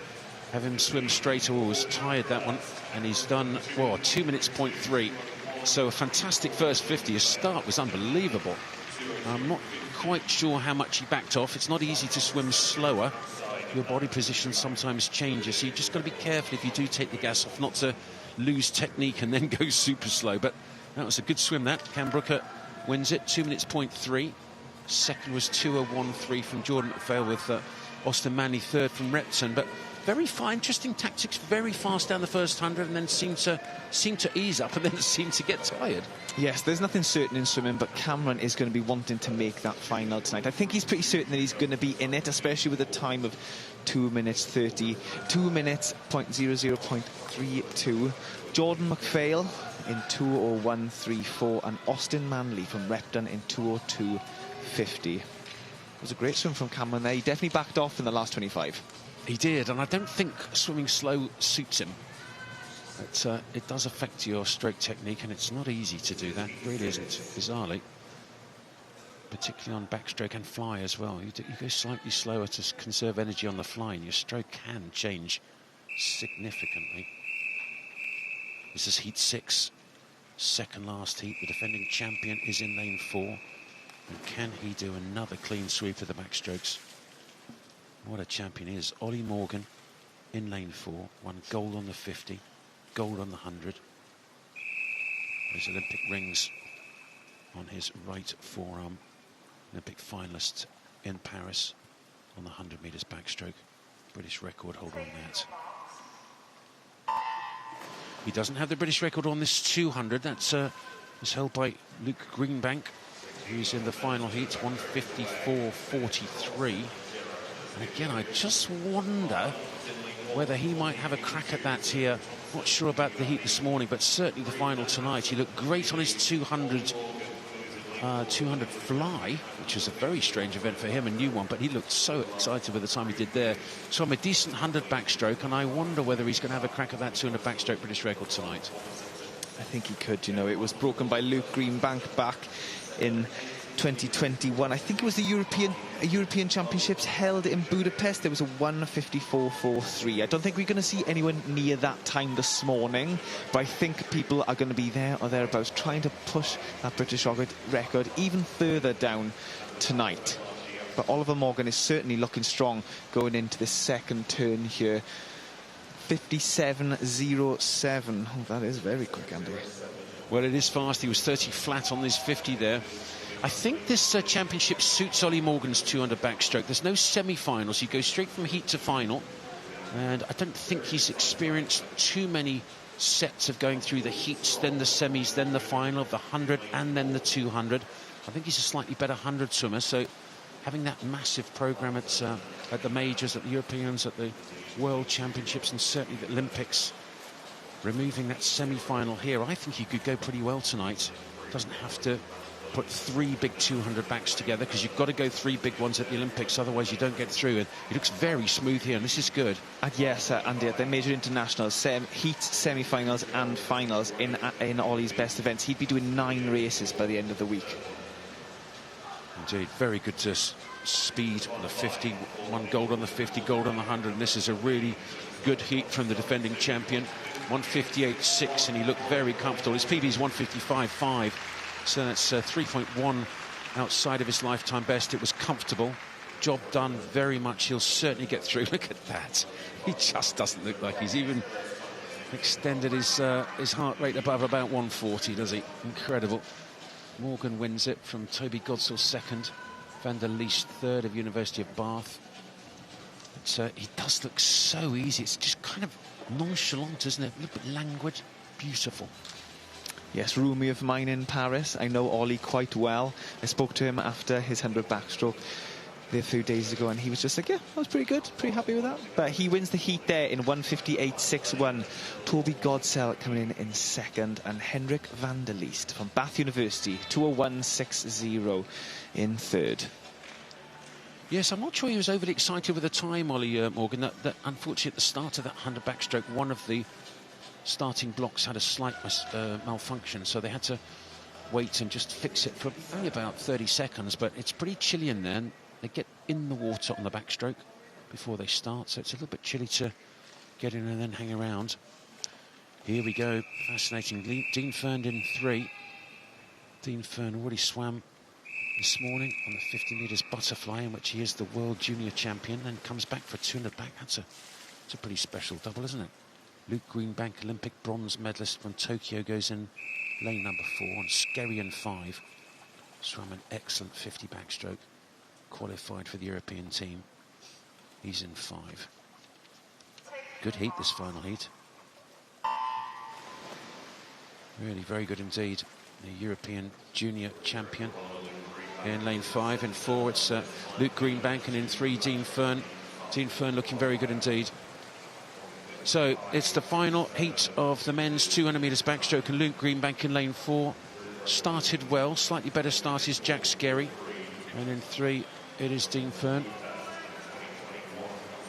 And well, with this final heat here, Luke Greenbank, I'm sure he'll be going fairly comfortably just to qualify for this final. And Ollie Morgan joins us, having just won that previous heat. Ollie, congratulations. That looks so comfortable. I don't know how comfortable it was. Yeah, actually really good. I said to myself in the morning, in the call room, 1:58.6 would be nice, and then, you know, I've done it to the point. So, no, it's really good. We said this morning, just come in, get the job done, go sub 2 at least. So, yeah, really happy to be feeling that comfortable and going that sort of time. It looked wonderful. I was actually just saying, no semi-finals at the British Championships. I think that probably suits you a little bit, not having to do heat semi-finals of 50, heat semi-finals 100, and then similar on the 2. Does that? Yeah, 100%. I mean, it's good to come here and, you know, not go too chilled in the heats and get that feel for tonight. You know, in the terms of the 100, you know, on that world stage, you've got to be going 52s to make semis and make finals. So, you know, we've got to push it here and practice for that, you know, in the summer. And I did see your face when you finished the 100. Gold on the 50, gold on the 100. So well done, looking for that three-peat again. And that would be something special. Face didn't look overly chuffed with the time on that. There was a little bit of mucking about at the start, unfortunately, with a broken bra. What are you looking for this evening on this one? Because it's still very good. I mean, 52 and not happy, my word. Yeah, you know, like a couple of years ago, we'd be searching for a 54 almost. So it's like, you know, the level's just going up and up. Again, I want to be doing personal best times. You know, we're working hard in training, so when sometimes it's not quite rewarded with the swim, then it is a bit disappointing. But you know, it's really good to be going head to head with these guys and yeah, having some fun. And you've just seen Luke Greenbank go 1:58 flat in that final heat. What are you thinking there? I mean, he's going to be probably in fastest lane with you right next to him. Yeah, it's going to be really fun. I've been looking forward to this since Friday, I guess. So yeah, it's going to be good to go head to head with Luke. Was obviously at altitude with him as well. So yeah, it's been interesting to go head to head in training, and now we're going to see what we can do in a race. Well, altitude training is brutal. What should we expect from you tonight, just quickly before you go? I don't want to give too many secrets away, but watch the race from last year and it'll be there or thereabouts on the first front 100. Don't worry, Ollie, nobody's listening. Just you can tell me what you're going to be up to tonight. So Luke going 1:58 flat, so I think we'll just see the qualifiers in the next caption. Scary second there. So here we go, the qualifiers for this final. So you'll be on, I think, in lane 5. Yes, you are. So Luke will be in 4. You'll be in 5 with Cam Brooker next to you. That'll be an interesting lane assignment. Is that what you were hoping for this morning? Yeah, nice. Got myself a middle lane. So, yeah, it's going to be really good to go head-to-head with these boys and, yeah, see how fast we can go. And just very quickly, finally, the lights. So the lights, I mean, they're very, very bright. Centre lane looks pretty good. Do you get dazzled by the lights here? The 100 I was okay. You know, last year I remember getting pretty close to the lane rope on the 2, especially down that back 50, you know, where I was really hurting. It was kind of hard to stay focused on, going straight. The 50 is just a blur, so you're just hoping you don't collide with that lane rope. But it is really difficult here. You know, the slats in the roof almost look like you're getting hypnotised when you're racing. So it is difficult, but yeah, I think it's just one of those things we all have to deal with, and we're all in the same boat, so dodge the lane ropes. Well, I have to say, you hypnotise me with the speed you go. Fantastic. It's Ollie Morgan. Congratulations on your comfortable heat this morning, and good luck tonight. I hope you go really well, and I hope you do what you want to, whatever that might be. Thank you very much. Thanks for having me. Very good. What a great talker he is. Lovely chap as well. And he looked very comfortable this morning. I'm sure he'll go very well tonight. It's Ollie Morgan, champion on the 50, champion on the 100. And looked really good in both of those, and I'm sure he'll be going very quickly tonight. I'm just saying to him, right next to me on the 200. Good luck, Ollie. Very good. Very good. There's the qualifiers from the para event. And straight into the next event, and there's a couple of heats of para athletes here in this women's 50 metres freestyle. Paul, take us through this one. Yeah, that was the start list for this first heat, and there are the swimmers. Amelia Cowburn right at the top, 17 years of age in the S8 class. Iona Winifred back in the water again. She had a good swim yesterday in that 200 metres individual medley. Also been in the 100 breast a little bit earlier as well. Tia Johnson downside on Gateshead in lane number 2. Isabel Haynes in Bournemouth in 3. Brooklyn Hale in 4. Megan Willis in 5. So the 3 S9s in 3, 4 and 5. They're all in the same class. Imogen Dodds in 6. Rebecca Hardy-Bishop set a British record in the 400 free. She's next to Eliza Humphrey, those 2 S11 swimmers with no vision at all. They'll wear blacked out goggles. Nancy Judd goes in the outside lane. The lowest numerical class in this one, the S6. So what to watch out for here. Some places in the final up for grabs. Maybe the S11 swimmers possibly might be close to the European qualification standards for S11. So we'll watch out for them. At the front of the field, looks like it might be Isabella. Oh, Brooklyn Hale it is actually in lane number 4, getting the touch just ahead of Imogen Dodds in second. Let's have a look at the times for Rebecca Hardy-Bishop and Eliza Humphrey. 32.63 for Rebecca.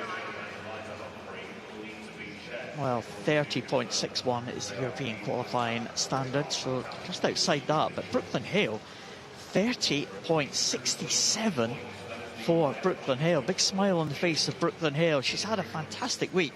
PB 31.24, Dan.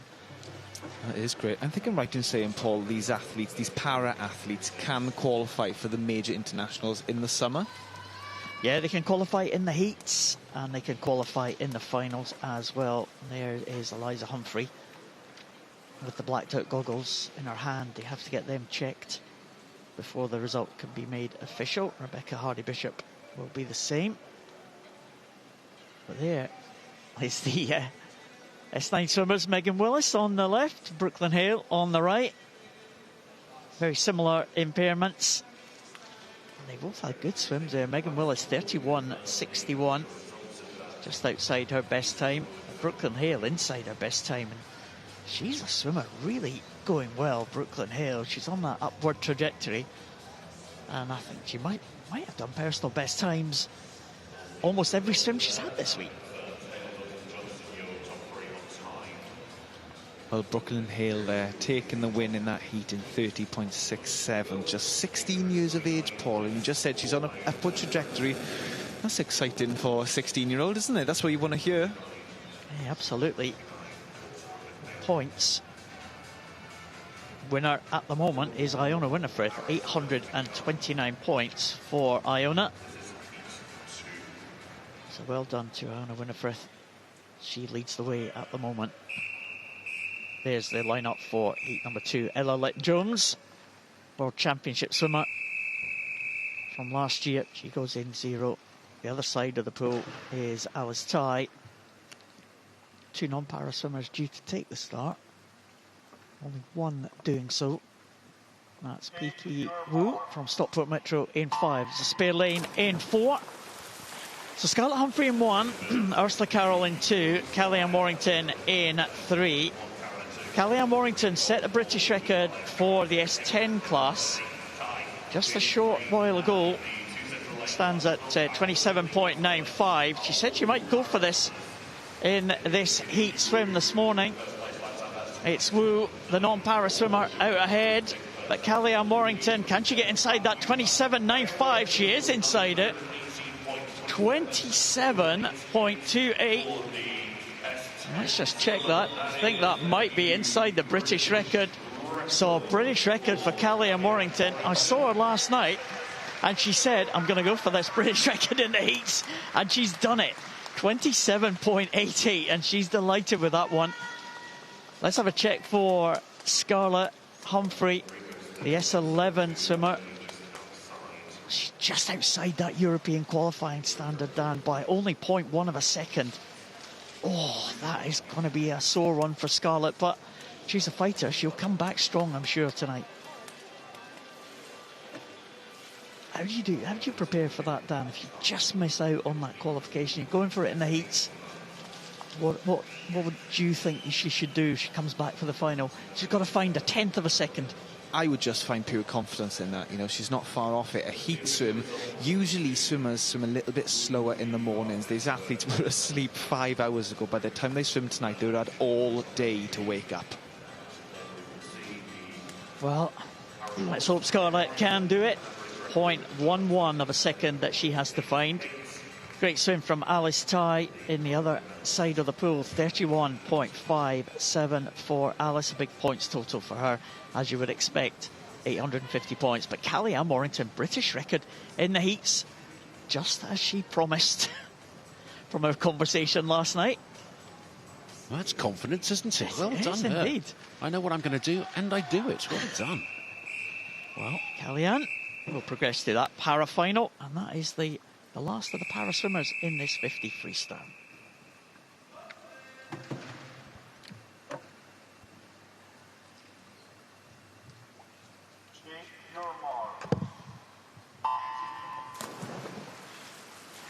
This heat 3 of the women's 50 metres freestyle is only 10 heats, so we're going to be rattling through these.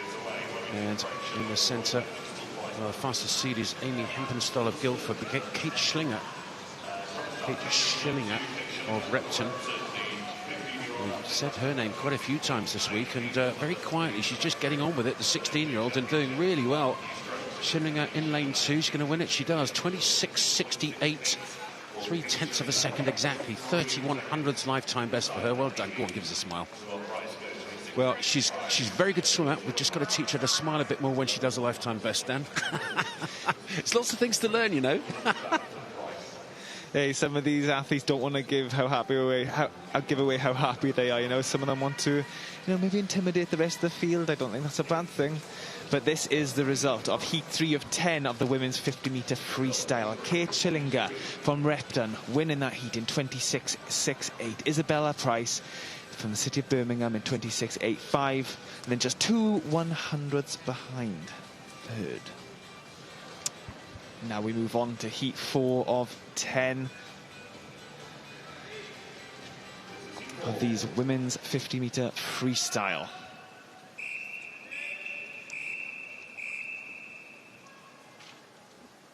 Here we go.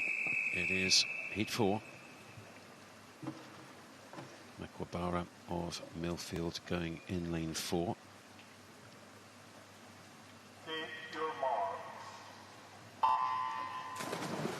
Next to her in lane 3, Sadie Roberts of Mount Kelly, just 16 years of age. Actually, right at the top, Rachel Bowen of Mid-Sussex Marlins, 36.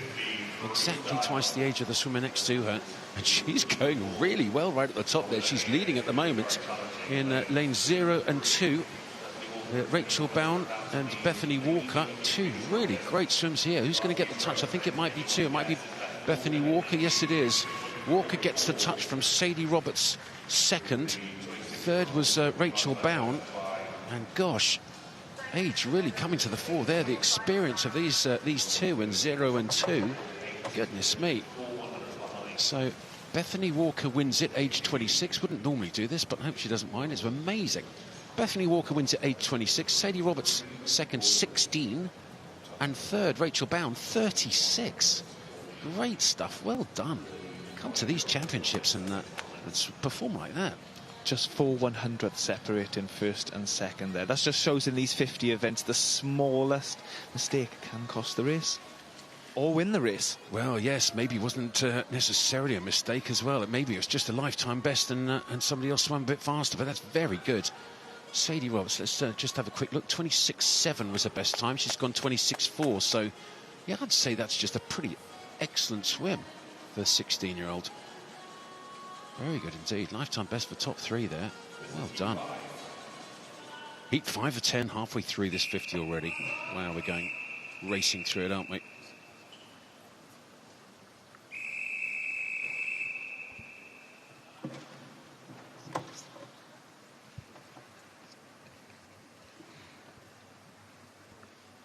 Yeah, it's Heat 5 of the women's 50 metres freestyle. Emma Hagberg of Mount Kelly is the fastest seed in lane number 4. I've got to say, we've got a bit of a superstar join us in the commentary box. Abby Wood. What a 200 medley that was last night. Abby, we'll just come to you in a second. We'll just see how this Heat 5 unfolds. Right in the centre there it is. Emma Hagberg of Mount Kelly going well. Lifetime best of 26.5. And she's leading with about 5 minutes to go. Head down inside the last 5. She's going to get the touch. She does. 26.41. Well done. 0.15 of a second lifetime best for her. Ella Thornburg second. Asta Maddox third of Millfield. And as I said, Abby Woods joined us. Abby, great to have you in the commentary box. I don't think we've ever seen you in the commentary box, have we? No, definitely not fully clothed and not in a costume. Be careful how you say that. But yeah, off the back of last night, I just wanted to get some experience in the commentary box, and thank you for having me. Well, thank you for coming. That's great. And talking about experience from last night, what a fantastic swim on that 200 medley. You must be delighted. Yeah, it was a really nice surprise. It's been a hard week. It's like a 6-day meet. It's never easy, and especially people turning up this morning. Hopefully there's not too many tired bodies for their main events today. But yeah, it's been a good week. Well, just going back to Abby Wood, though, massive lifetime best. 2 times Olympic finalist, and you come here and you stick one of those. That was brilliant. Yeah, I think this year I took a risk and moved to a new programme, and it's obviously paid off, just getting a new stimulus with a new coach and a new group. It's been great fun. Super. Well, this is going to be an interesting chat, because we're going to go in and out of these 50 freestyles, but really looking forward to hearing how Abby managed to do that time in the medley. Wow. So Heat 6 of 10 of this women's 50 freestyle. Evie Wood of Orkney, part of the Team Scotland Orkney. So I thought there might be an Orkney swim team at the Commonwealth Games, but they are part of Team Scotland. Going well up there in 3 is Ellie Fries of Guildford. And it looks like the Guildford swimmer in lane 3 just leading. Maybe Sophie Benn of Mount Kelly in 5 as well. Mighty close with 5 to go. This is Heat 6. So still a couple of heats before that cycle seeded heats. Wow, Jessica Gable came back really well from the programme that is possibly swimming one of the best at these championships, Royal Tunbridge Wells Monson, having a super meet. And Gable wins it from Sophie Benn second. Third is Ellie Fries. And really close, 26.30, 3.2 and 3.3, first, second and third. Wow. So, Abby, how on earth did you manage? You're a fantastic medley swimmer. You come into these games, you have to wait till day 5 for your main event. I mean, nerves must have been coming out your ears. I haven't qualified for the the European Championships, and suddenly you just knock it out the park.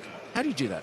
I took a risk and went for the 2 breasts instead of the 2 free, so kind of got rid of my safety blanket of hopefully always putting myself on the 4x2 team, but I took the risk just to see where I could get, and had to hold my nerve for a couple of days after the 2 breasts didn't go my way. And I think, a 6-day meet, you really have to hold it strong with your head.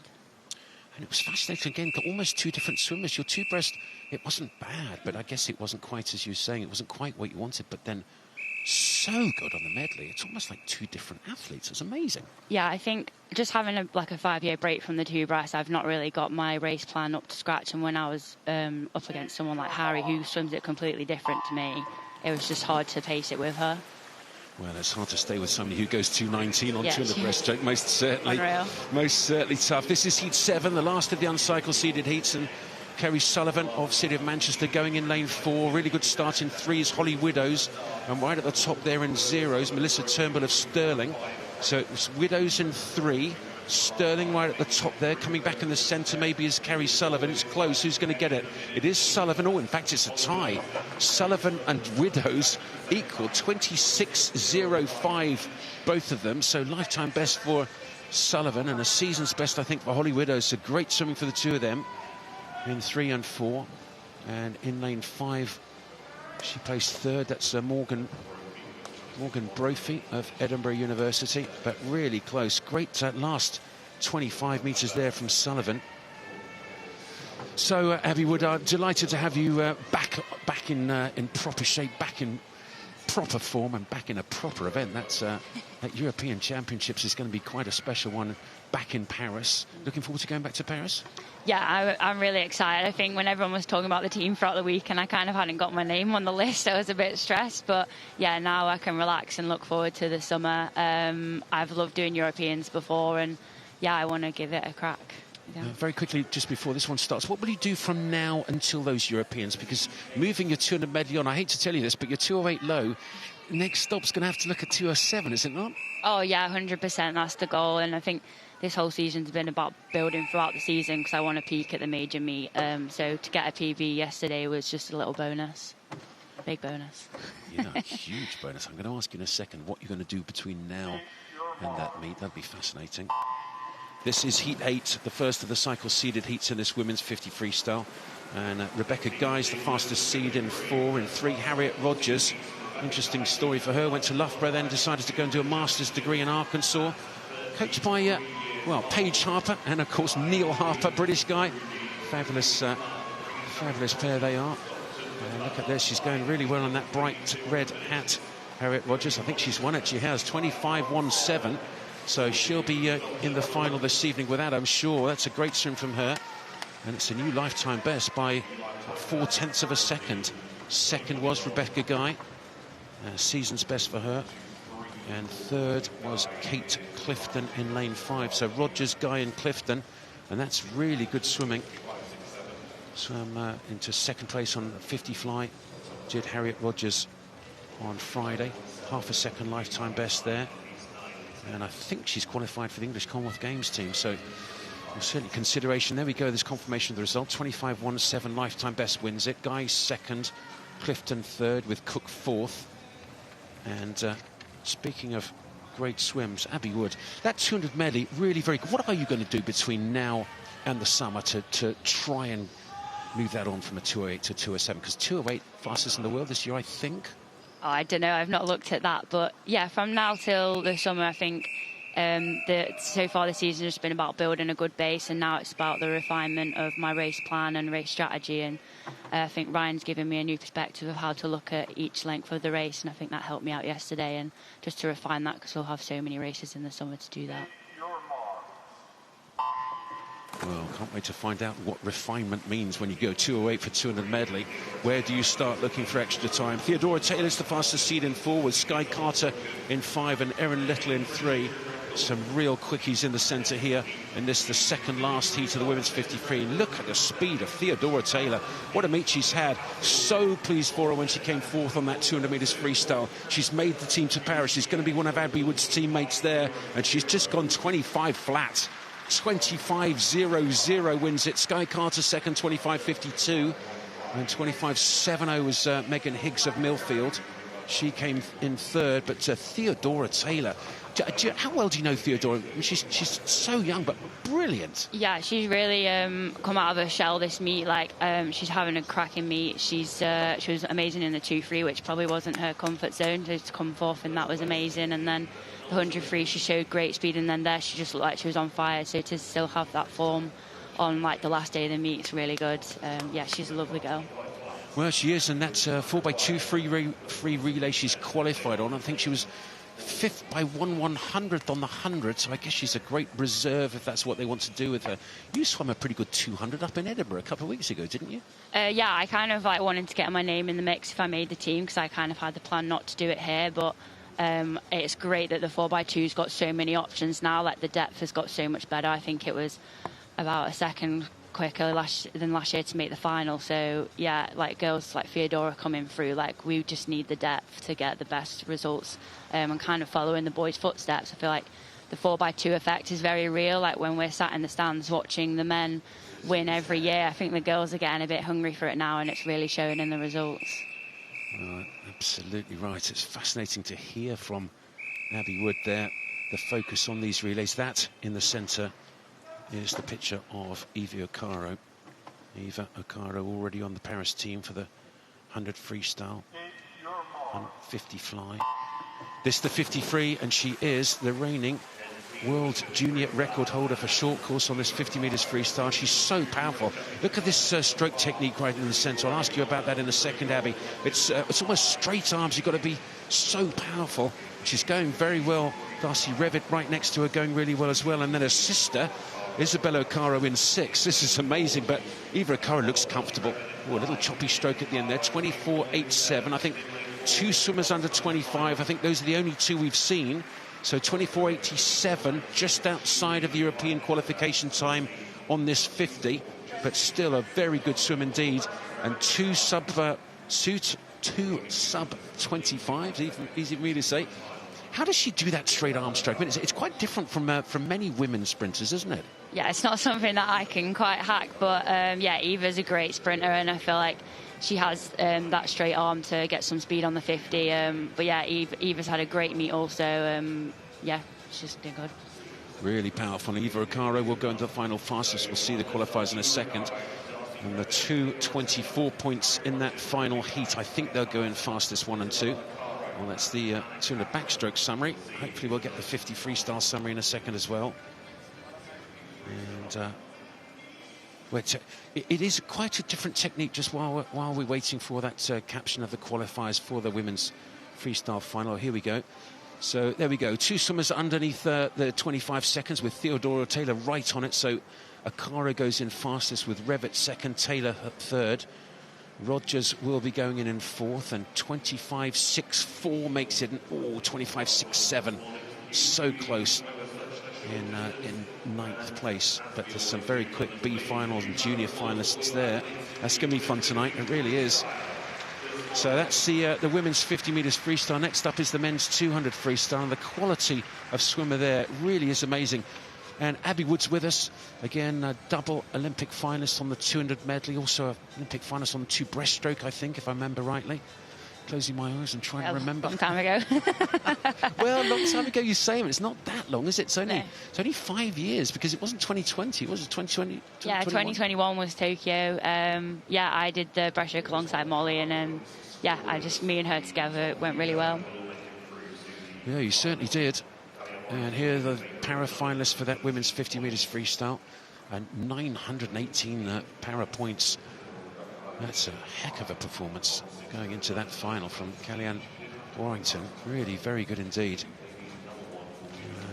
Really looking forward to, well, there's be a couple of para finals there. There's the A's, the B's, of course. Next race up is the men's 200 metres freestyle. And Abby was talking about that men's 4x2 effect, the halo effect that these guys, double Olympic champions from the able-bodied side, also got some cracking para swimmers at this championships, and almost every time there's a British record, a world record. Do you get a bit blasé every now and again calling these world records British records, Paul? No, not at all. Not at all. Love it. Love it. Love to see things moving on. And a lot of long-standing records have been broken at these championships as well, which is great to see, because we've had some real stars in the past that have won multiple medals at Paralympic Games. And we talked about Sasha Kindred. Bruce Dee did one of the GOATs, one of the greatest of all time. That was nice. I think I'm going to use that, actually. Well done, Bruce. You said he should be a commentator, didn't you? He should. He's got the lines. He's such a lovely chap. He's almost a sort of a cheeky chappy when you see him, and then he comes in the commentary box, and you sort of expect, he's quite young, and you expect, a voice that goes, "Oh, hello, how are you?" And he goes, "Hello." He's just like, hey, where did that come from? Be a voiceover man.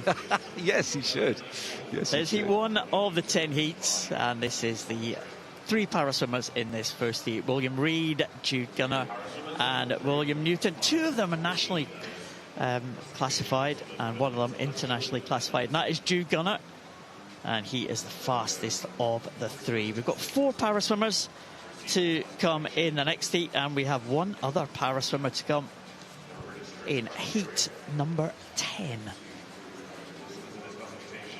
So William Reid and William Newton, 2 Williams on either side of Jude Gunner. Norwich Swan swimmer, Norwich got a great record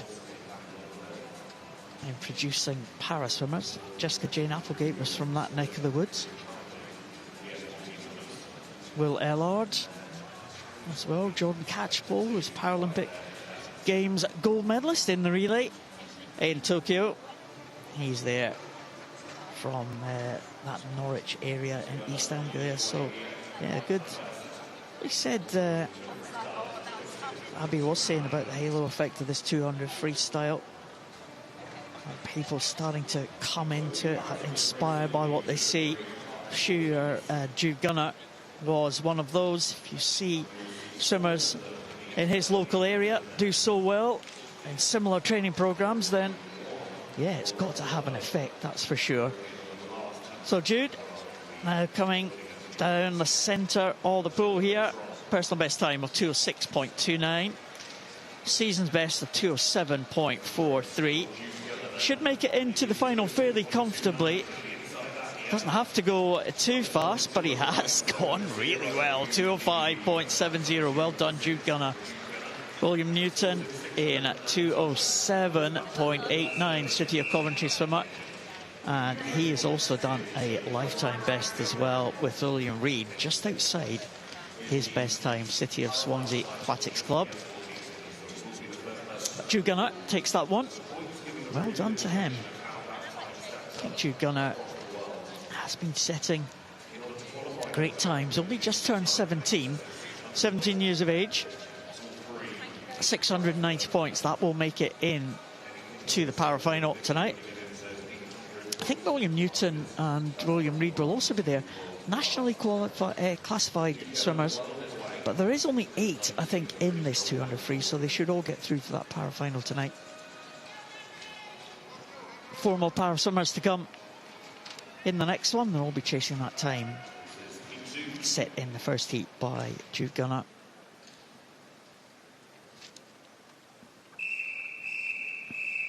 And this is heat number 2. 4 para swimmers in the outside lanes, and some experienced campaigners amongst them. Jason van der Merwe in 0. Rhys Darby, we saw that fantastic individual medley swim from Rhys Darby, the Welsh swimmer, in lane number 1. Non-para swimmers in the middle: Lawrence Elliott from Exeter, Ben Uff from Crawley, Henry Gray from Chelsea and Westminster, Finian Malcolm, City of Birmingham, and Harry Burns from University of Bath. And 2 other para swimmers on the outside lane: Dylan Broom, Swansea University, and Mark Tomsett, who we've just seen swim a 200 backstroke world record about an hour ago. That's a heck of a double, that, isn't it? 200 backstroke, 200 freestyle double in the same session. That's really a real tough one. Trying to do 2 200s in one session, and Paul, we've still got Abby Wood with us. Abby, would you ever try and do a 200 back, 200 free double in the same session? If I had a big enough gap, I don't know. You just don't want to lose the quality. So yeah, if I trained for it in training each week, I would. But I kind of faced that decision for this meet with the 2 breast and the 2 free in the same session. But it's just scary because you want them both to be great quality. So the fact that some people are doing that today is really impressive. Yeah, it's not something I'd want to put my name down for, but they seem to be executing it really well. It's not something you really get a choice in, is it? If the programme, your 2 best events are on the same day, you've just got to put up with it, haven't you? You've got to do something. I suppose it's a good problem to have if you're good at multiple events. It's a really nice problem to have. But yeah, it's making their lives a bit harder for themselves. But yeah, I just think getting the programme right for everyone is almost impossible. Well, Henry Gray doing very well here in lane number 4. We'll keep an eye on Mark Tomsett for you in lane 8. It's, at the moment, Henry Gray 6 in the B final, 2 in the butterfly, through the 153.8, lifetime best of 151.3, and he's going to go well. He's going to go under 150. Oh, just outside 150.6, but a new lifetime best, and that 150 barrier must be his next target. That's a great swim from him. Henry Gray wins it. Finian Malcolm second. Let's have a look at Tomsett down the bottom in here in lane 8. Yeah, he just eased in there. I think he felt the pace there in that second 100. But he will be back for the para final. As I said, he should be in that final. Only 8 swimmers taking the 200 freestyle. Very happy Henry Gray at the in the picture there. That was an excellent swim from him. A little bit of a celebration, splash in the water. Excellent. I'd like to see it. Yeah, I'm going to ask Abby in a second about celebrations, because you do all your training and practice all that, but there needs to be a little bit more practice on the celebrations, I've got to say, because I've been a little disappointed sitting in the commentary box. Good one there, though, from Henry Gray to win Heat 2 of the 200 metres freestyle. And Mark Tomset there. Yeah, Mark Tomset was 711 points there. It was the two Welsh swimmers ahead of him, Dylan Broom and Rhys Darby. So that is 7 para swimmers gone. One more to come in heat number 10, where Will Ellard will have Duncan Scott and Matt Richards for company. Oh, it's not bad, is it? It's not bad at all. I've got to tell you, the quality of this field in this 200 freestyle is frightening. If I can tell you that there are... The swimmers in this event hold 17 Olympic medals. 17 in this one event, the men's 200 freestyle. 9 gold medals are held within this one event. So this is heat number 3 of the men's 2am. And right in the centre is Jack Jenkinson of University of Aberdeen. He's going in lane 4. In 5 is Josh Denham. In 3 it's Liam Dawson. And 2 Sterling swimmers in 3 and 5, and also in 8 that's Peter Allen. Coming to a championship like this, Abby, you do all your training with all your teammates, and then you go and you want to swim against all these great swimmers from other clubs, and you get stuck in, and there's 3 Sterling swimmers in one heat. I mean, do you prefer swimming with your own teammates because you know them well, or would you like to just swim against other people you haven't swum against for a while? I think it's a nice comfort to have. I've been in that situation with Leah a lot this week. We've been next to each other and trained together in Manchester, so it's almost like a nice comfort blanket. But when I'm racing the rest of the world, I'm not going to have that comfort blanket, so sometimes it's not the practice that I want. I know Leah's strengths and weaknesses inside out on a 2 medley, so to be next to her is really nice, but you kind of need to practice that unpredictable race that you'll get at a world stage. Well, one of them, Josh Denham, going very well indeed in lane 5 for University of Stirling. In fact, the other's not going badly at all at the moment, but Josh Denham going very well. Dan, I don't know whether you ever swam against your teammates in the heats when you come to a national championships. Yes, I did. I had a great training group back in Swansea. I used to train with Tom Treblecock, who we saw in the 800 last night and the 1500 earlier on this week. But going strong here in lane 5, sorry, Josh Denham. He's got a personal best of 154.39. He's looking good. I think he's going to have a personal best here, Andy. Well, it looks very good indeed. He's going to absolutely knock it out of the park. Look at that, 151.6 off a 154 lifetime best. Golly, Josh Denham is not a 154 200 freestyler. Go on, celebrate. Oh. Abby, come on, have a word, will you? Yeah, that was a very impressive race, but I'm not one to talk. I'm not very good in my celebrations either. I've not quite got the confidence to slap the water and jump for joy, but yeah, that's not surprising from Josh. I'm sure he's surrounded by the great freestylers, training with Duncan and Jack every day, who were 2 of the top in the country. And this is the result of heat 3 of 10. Josh Denham from the University of Stirling, 151.67. Luke Moore in 3rd. And Ruaruri in McKinnon in 2nd. What's his name? Rory. Don't ask me to say that again. I'm going to guess Rory. McKinnon in 2nd. There you go. There you go. Dan, fantastic to have you in the commentary box, but there's a couple of tricks. The city of Glasgow came 2nd there. I'm learning every day. Yeah, I tell you what, when you get to those Eastern European names, oh my goodness me. It's Poland 1-2 and Czech Republic 3rd. You don't have a crack at those ones in a quick go. I tell you what, they're so hard to get your teeth around.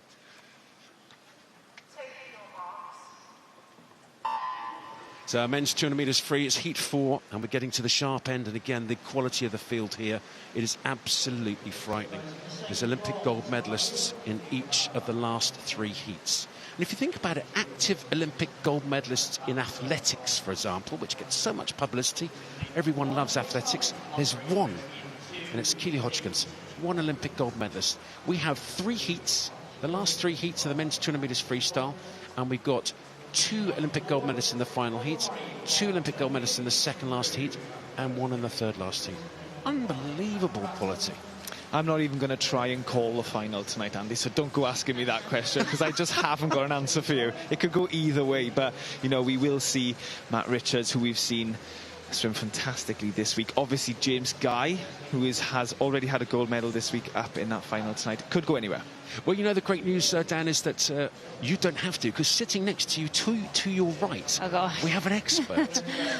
We have a teammate, somebody with the inside knowledge, and she's called Abby Wood. I'm not gonna say, tell me who's going to win. That would be a little bit tough, but I mean, it must be fantastic, not only to be in that final, but to sit and watch it as a swimmer, as a teammate. I mean, it must be very, well, what is it? Nerve-wracking, fun? Yeah, I'm sure it's very nerve-wracking for the boys involved, but for spectators like us, it's great to watch. Like, the crowd really comes to life, and it is the spectacle of the week. And so it should be. They're all competing to be on a Olympic medal-winning relay, and that's why the depth is so big, even to get into a B final in this event. Well, it certainly is, and the depth of British men's 200 freestyle really is something special. This is just heat 4, and already they're going quickly. Cam Rapson of Stirling has seen his teammate do really well in the previous heat. Another 151. Gracious me, Stirling, what are you doing? This is outstanding stuff. It really is. Cam Rapson wins it. Go on, my son, there you go. That's a better celebration too. Second was Oliver Murray of Millfield. Jack Bamborough was third of Cardiff. But the depth really is great. That's just heat 4, and we've got a 151 already. We're going to start getting close to 150s, and that is quite special. There's confirmation of the result of that heat 4, Dan. Cameron Rapson from the University of Stirling, 151.89. In second, Oliver Murray from Millfield, and Jack Bamborough from the City of Cardiff in a 153.44. It's good to see these athletes attacking that third 50 in this, Andy, in this event. Third 50, I'd say, is where a lot of the athletes do kind of start to die off. Abby, do you think the same? Do you attack the third 50 in your 200 breaststroke, 200 medley? Yeah, I think over the years I've started to learn that your third 50 has to be the strongest, because it's the one that can make the most difference. So my race plan would be to build the first 100, really press on the third 50, and then race on the last 50, because if you're slacking off on the third 50, you're going to be left behind by the likes of Freya Colbert and Freya Anderson in the 2-3 when I'm racing them, and be the same with Duncan Scott, James Guy, Matt. They'll all push on the third 50, and you'll definitely see that tonight. Well, you big guns, you take no prisoners, do you? When you get to that turn, I have to say, when I first started, I used to wait to get to the 100, and then off the wall I'd start working. But if you do that nowadays, the big guns have already gone, haven't they? You'll get left behind. They'll find your weakness, they'll find where you're going to take a step back, and they'll take that opportunity and take a body length off you in half a length. It's brutal, and just watching the greats and how they sometimes always find a way to win. I don't know if you watched that men's 200 metres butterfly earlier this week, when I honestly thought, I mean, I keep doing it and I must not do it, but Duncan Scott, I thought he'd been swum past, and then he just finds a way to come back. Yeah, I think it's just like years of experience. Duncan knows how to do the pressures of a hard race, and Ed really gave him a run for his money. It was a great PB from Ed as well, and I think it was one of the highlights of the week, that race. I think stroke for stroke they were with each other the whole way, and you thought Ed was getting away, and then Duncan pulled it back. Talk about giving a run for your money. Dontas in lane 6 has gone out very quick here, going out in a 54.41. He has a personal best in this event of 153.02. I think we could see another PB from him this morning. But again, just heat 5, this is amazing, isn't it? Heat 5 of 10, and well, again, I keep on having I've got so many questions to ask Abby Wood. This is so exciting. One of them really is, I think there's probably about 16 swimmers in this men's 200 freestyle, all of whom know they will make the final. There's only 8 lanes, so just to go ahead and try and get your mindset into how you're going to be one of those 8 guys. There's only 8 lanes in there, and I really think 16 can make it. We'll just call the final of this final 15 metres of this heat number 5. Morgan Davis in the centre. Is he going to get the touch? Real close, it's not. Right at the top there, Gallant Dracy of Mount Kelly. He wins it from his teammate in lane 4. 152.7. Full second lifetime best for him to win it. Davies second, 152.7 as well. So 5 100s, splitting the top two teammates, and 2 lifetime best for first and second. Very good swimming. Really was very good. Here's the result, Dan. Heat 5 of 10, Lucas Galandrace taking the win there from Mount Kelly at 152.71. His teammate Morgan Davis 152.76, and then Arthur Logan in third with 153.06. Just 5 100ths of a second separating first and second there. I'm not sure if you've got time to answer it, Abby, but how on earth do you go about making sure that you're one of the top 8 when there's possibly 16 that believe that they will make this final? I think a lot of practice in doing key sets in the morning and training is definitely something I've worked on to get my heat stronger for major meets, and the fact that the boys have got to do it at Champs is great practice for them for the European Championships in the summer. Certainly is. Jacob Whittle there was in that shot from Repton, actually in lane 2 of this heat 6. And we're already getting really quick. Whittle will be on the team to Paris for that 4x100 free relay. He was outstanding in that. I think he came third. Memory suits. I think it was Matt Richards won it, and then Mills second. And I think it was Jacob Whittle up there in lane 2 third. And right next to him is Sean McCann, who was really good on the 800 metres freestyle. I think it was last night. That's a toughie coming back to do this one. Evan Davison in the centre in 4 with your old training partner Thomas Treblecock down in lane 5. Yes, and Jacob Whittle taking the first 50 there in 24.99. He's looking strong. We've seen him on the 100s. He's often in the 100 relay at these major internationals, so it's good to see him step up to the 200 this morning. He was bronze in the 4x2 in Budapest 2022 World Championships. So he's got a World Championship bronze medalist. He's still only what is he? Still only 22. Really good first 100 though. Well, this is interesting. 52.55, and he was not one of the guys that I was really expecting to make the final of this 200 metres freestyle. And this is going to really start some collywobbles in the later heats. All the guys are going to be in the call room, the ready room, waiting, watching the television, and they're going to be seeing this. And well, Abby, I've talked to Dan quite a lot about this, but when you're in the ready room, you're watching the telly, and this happens, what goes through your mind? Yeah, I've had this a few times. I think the girls 100 free was a big example of that. I think Leah set it off with a personal best by 0.7, making the girls in like the first few heats going 54 points. So the fact that we've got Whittle doing a great swim like this right now, it is really impressive, and it will get the boys thinking they've got to pull their socks up a bit. Yes, Jacob Whittle is charging here. He is going to do a time of 150.10. That is a great morning swim from Jacob Whittle. He's got a personal best of 147.85, but he's given himself a great chance to get into tonight's A or B final there. Well, it was 148.7 last year, Dan, so I'm not sure he's going to make the A, but he could certainly make the B with that. That's a very good swim indeed. And Sean McCann coming second. Or no, third. No, he was second. There you go. Sean McCann. Who knew he had that speed? Great 800 free last night. My goodness me, look at that turn of speed. 150.5 for second. Wow. Well, 150.7 last year made the B final, Dan. So both of those swims got a cracking chance. Yes, Jacob Whittle winning the heat there in 150.1. Sean McCann in second and Monty Smith in third. As you said, Andy, we did see Sean in the 800 freestyle last night, and to come back and do a time like 150.58 is fantastic this morning. You know, he would have really gone home last night. He would have worked with his physio, maybe had a massage, and then really gone home, had a good rest, had a good meal last night to be fresh for that 200 freestyle this morning. Well, getting to the sharp end. Be careful, chaps. It's going to get very fast, very quick. The last of the uncycle seeded heats. Well, to go quicker than that previous heat, they're going to have to start going 149s. Great swim from Whittle. Great swim from McCann. What can these guys do? Heat 7. Oof. Starting not happy with something, so very quickly stopped them. That's good. You don't want to be in the take your marks position for a long time. The officials here, the referees, the starting team, the judges, excellent team here. This meet has run so well. The starter is Britain's World Aquatics starter,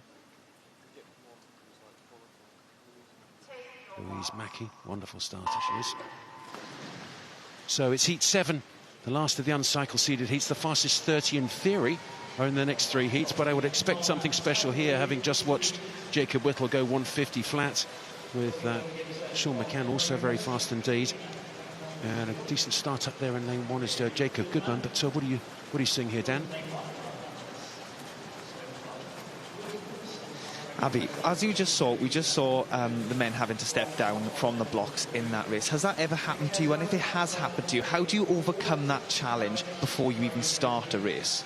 I think with swimming, we were always told to deal with the unpredictable. So if you can't have a plan of what you want to happen, and you've got to be really adaptable. And yeah, I'm sure all the boys in that heat could keep it under control. And yeah, they all look like they've had a great start, so it shouldn't have shaken them up too much. Yes, Stefan Krawiec from Edinburgh University is taking the lead here in the first 100. 53.33. He's going very strong here. He's got a personal best of 151.52. Well, talking of very strong, Jacob Whittle just walked past. It all went dark. He's got so big. My goodness me, he's been in the weight room. He's been eating a couple of dumbbells, has he? Yeah, I think it was in Tokyo. Jacob was 16 when he made the first team, so it's mad to think that he's still 22. And yeah, he's just made the move to Repton, and it seemed to be going very well for him after a strong 100 freestyle. So yeah, you kind of forget how young he still is and the future he's got ahead of him. Well, he certainly does, but he's got very strong. No wonder he's so quick on that 100 freestyle. This is the last of the uncycle seeded heats, and Calvin Fry going well in 7, as is Krawiec in 5. Who gets a touch? It is Fry, just Fry over Krawiec. Third was Oliver Gillett of Swansea, but 150.5. Really good final 50 there from Calvin Fry. 27.6. Well, I'm sure he will get out of this heat and go and have a chat with his coach, and I would imagine his coach will say 27.6, brilliant. I reckon he could go a little bit earlier. Here we go. Here's the result of heat 7. Calvin Fry taking the win there in 150.56. Stefan Krawiec in second in 150.91, and Oliver Gillett from Swansea University in third with 151.44. Calvin Fry winning that last 25 there, straight down, and Andy. That's how you want to finish it. It's tough on a 200 freestyle. It's tough on anything. Really tough on your shoulders. You've got to be super strong. So, here we go. I can't wait for these last 3 heats. It's going to be really, really exciting. Olympic champion in lane number 4. It is Jack McMillan, the first of our Olympic champions. Can't believe I'm saying that in this men's 2-free. Jack McMillan. Well, absolutely prodigious talent, and he's come through so well. Gold on that 4x2 free relay. Swam here really well on the 400 free, got a silver. Jacob Mills is going in 7, 1 gold on the 50, silver on the 100. He could do something special here as well.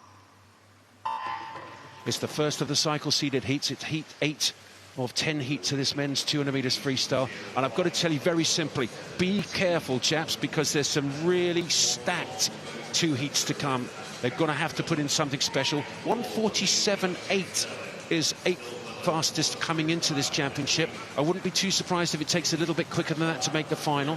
But down this first 50, it's all fairly comfortable, a little bit cat and mouse. Also going well is Tyler Melbourne Smith in 5, who I think withdrew from the 800 metres freestyle to concentrate on this. Also going well is Gianni Conti of Loughborough in 6. But they've got to be careful here. It's nice first comfortable 75, but don't be too slow. no, you've really got to work this first 100. A 200 is really difficult to pace because it's not a sprint, but it's not far off. But if you overpace yourself on the first 100, then that second 100 is going to hurt. And Abby, have you ever done that before? Made mistakes like that in a 200? Yeah, I've definitely tightened up at the end, trying to go out with the likes of Freya Colbert or even the amazing ones of Molly O'Callaghan. I've raced next to her, and if you're next to someone who's pushing you hard at the first 100, it's you got to remember on your back end as well. Well, they've got to be careful in the middle here, Dan, because this is not particularly quick so far. They've got some work to do if they're going to make this final. Mills is going well. McMillan, well, he's gone from 6th to 2nd, and he really needs to bring this home in this second half. This is really important. Got to work this final 50. McMillan in 4. Mills is still going well, but he's just starting to tire. So in 4 it's McMillan, 5 is Melbourne Smith, in 7 it's Mills, and I'm not sure that all 3 of these guys are going to make it through, so very important to get the touch here. McMillan's going to get it, I think he does. Yes, he does. 1:47.37 against the 1:47.48. And third in the first heat, and it's probably the slowest heat, is 1:48.36. Wow. Well, that's half a second faster than the 8th ranked swimmer coming in. There's Mills. Gold on the 50, silver on the 100. He's just done a super 200. Yes, that was a good swim there from the boys. We did see Jack McMillan take 4th place in last year's A final, 1:46.49. I'm sure he will be hoping to replicate that this evening in the A final. Well, that's a really, really good start. But look at this. Well, McMillan, I think, will be safe. I think Tyler Melbourne Smith will be. But I've got to tell you, there's 9 or 10 guys in the next 2 heats will think they can make the final off that. Jacob Mills in 3rd. Well, would be good enough by half a second last year. Don't know this year. Abby, 1:48.3. Is that going to be fast enough to get into the final? I'd like to think so, but it is quite unpredictable. You've got 20 more boys looking at them times, thinking that they've got to beat them. So I think the first of the seeded heats is the hardest to be in. You've got to set a good fast time, and you know that you've got a big target on your back now. And with the likes of James Guy, Olympic champion, Max Litchfield also giving the 200 free a crack. Yeah, there's a lot of good boys to come. Well, there certainly is. And in this heat, there are, I think, 4 Olympic gold medals between them. James Guy is in lane 4. Well, he's got 3 of them. Kieran Bird, also Olympic champion, in lane 2. Exactly. He's the 4th. Wow. There's Max Litchfield. Well, he's a 3-time Olympic finalist in the 400 medley. Won the 400 medley here. So he's going to Paris. Jimmy Guy's going to Paris on 400 free.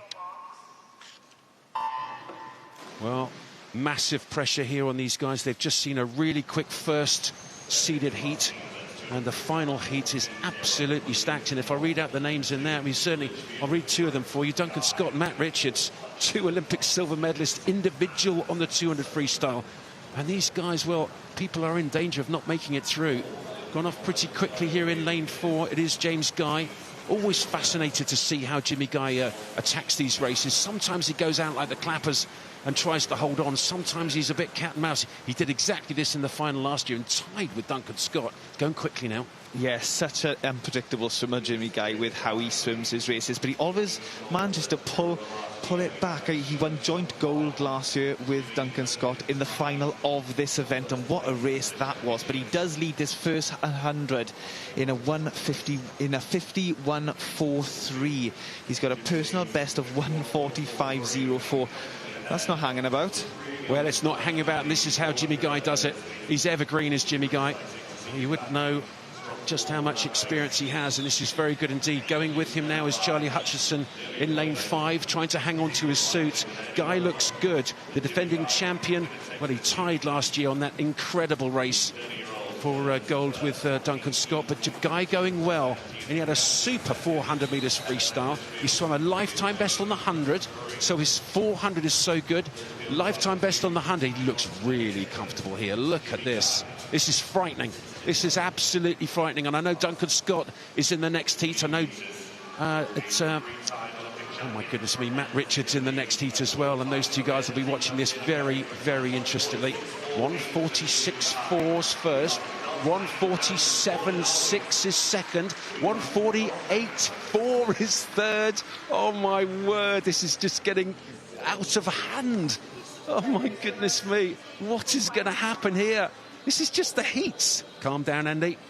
One heat to go, but that is special. And how easy did he look there? Incredible. He looked so good. He looked so strong, especially in that last 25. I think he might have held off a little bit. I think Jimmy's pretty certain he's going to get into that final tonight. But he looks happy. He looks as if he just sailed in. Something like that. He looked really comfy, didn't he? I love Jimmy, guys. Such a great guy. Such fun. He always has a good old banter with you, and he always produces something unexpected. Must be a fascinating teammate to have. Max Litchfield second, Kieran Bird. Well, he's given himself a chance there, but it's going to be tight. It really is making this final. Look at this. Duncan Scott. Well, he's got 8 Olympic medals, 2 golds, 6 silvers. Matt Richards, he's got 2 golds and a silver. Men's 4x2 double gold medalist from 2021 in Tokyo Olympics and 2024 as well. Both of them on that team. Duncan Scott in 4, Richards in 5. Joe Litchfield also a world medalist in the 4x2 in lane 6 as well. Yeah, the depth is heating up. Well, he's not bad, is he? No, definitely not. I'd definitely keep an eye out for Evan Jones as well. He's had a great meet so far. Mildred's not too bad in 7. Gold on the 100 fly, silver on the 2 fly to Scott, who's in 4. And if that's not enough, we've got Will Ellards down in lane 9, and Paul Noble joins us again, the S14 athlete in line. He's only done 1 world record so far, I think, is that right? Yes, and he's a holder in this one, Andy. So add 2 Paralympic gold medals and a silver to your tally for this heat. So there we go. It's unbelievable, isn't it? Up there in lane 2, Dan Jones gone off quickly. Is this what you expected, Abby, on this first 50 of this final heat of the 200 freestyle? Dan Jones up there, the big guys in the centre, a little bit back? Yeah, I think everyone just needs to play for their strengths. So someone like Dan Jones, who is a good sprinter, he needs to put himself out there. But someone like Duncan Scott knows how to keep his cool, even after seeing them fast heats before. And he knows his race strategy, and he's going to stick to that no matter what he's seeing going on around him. Well, Duncan Scott in the red hat right in the centre. He's so canny. He knows exactly what he's doing here. 51.7 to his feet, 51.9 in second place at that turn. That was Matt Richards. So these 2 big guns in the centre, both members of that men's 4x2 gold medalling freestyle relay at the Olympics in 2021 and 24. Scott in 4, Richards in 5. Going with them is Evan Jones. This is good from Jones, and he could get dragged through to a final here. And still going well is Will Ellard down at the bottom here in lane 9. Tough heat for him, this. Oh, yeah, he's just got to swim his own race, I think. Will Ellard, he's doing that. Slightly shy of his world record pace just now. So it doesn't look like it's going to be a record-breaking swim this morning for Will. Well, Richards is breathing towards Scott. Richards in the black hat, Scott in the red hat right in the centre there. And these 2 guys, Richards just holding off Scott here, and I would expect him to continue. Always Duncan Scott will come back at the end. Evan Jones is also swimming well down the bottom here. Gabriel Shepherd's put a good one in. Gabriel Shepherd came second. Well, that, a fantastic final 50, and that's going to put some cats in some pigeons, I've got to tell you. That really has. That's fascinating. 147.2 from Shepherd. Great swim from him. My goodness me, well, he was brilliant on that 100 metres freestyle. He's on the team to Paris on that 4x100 freestyle relay.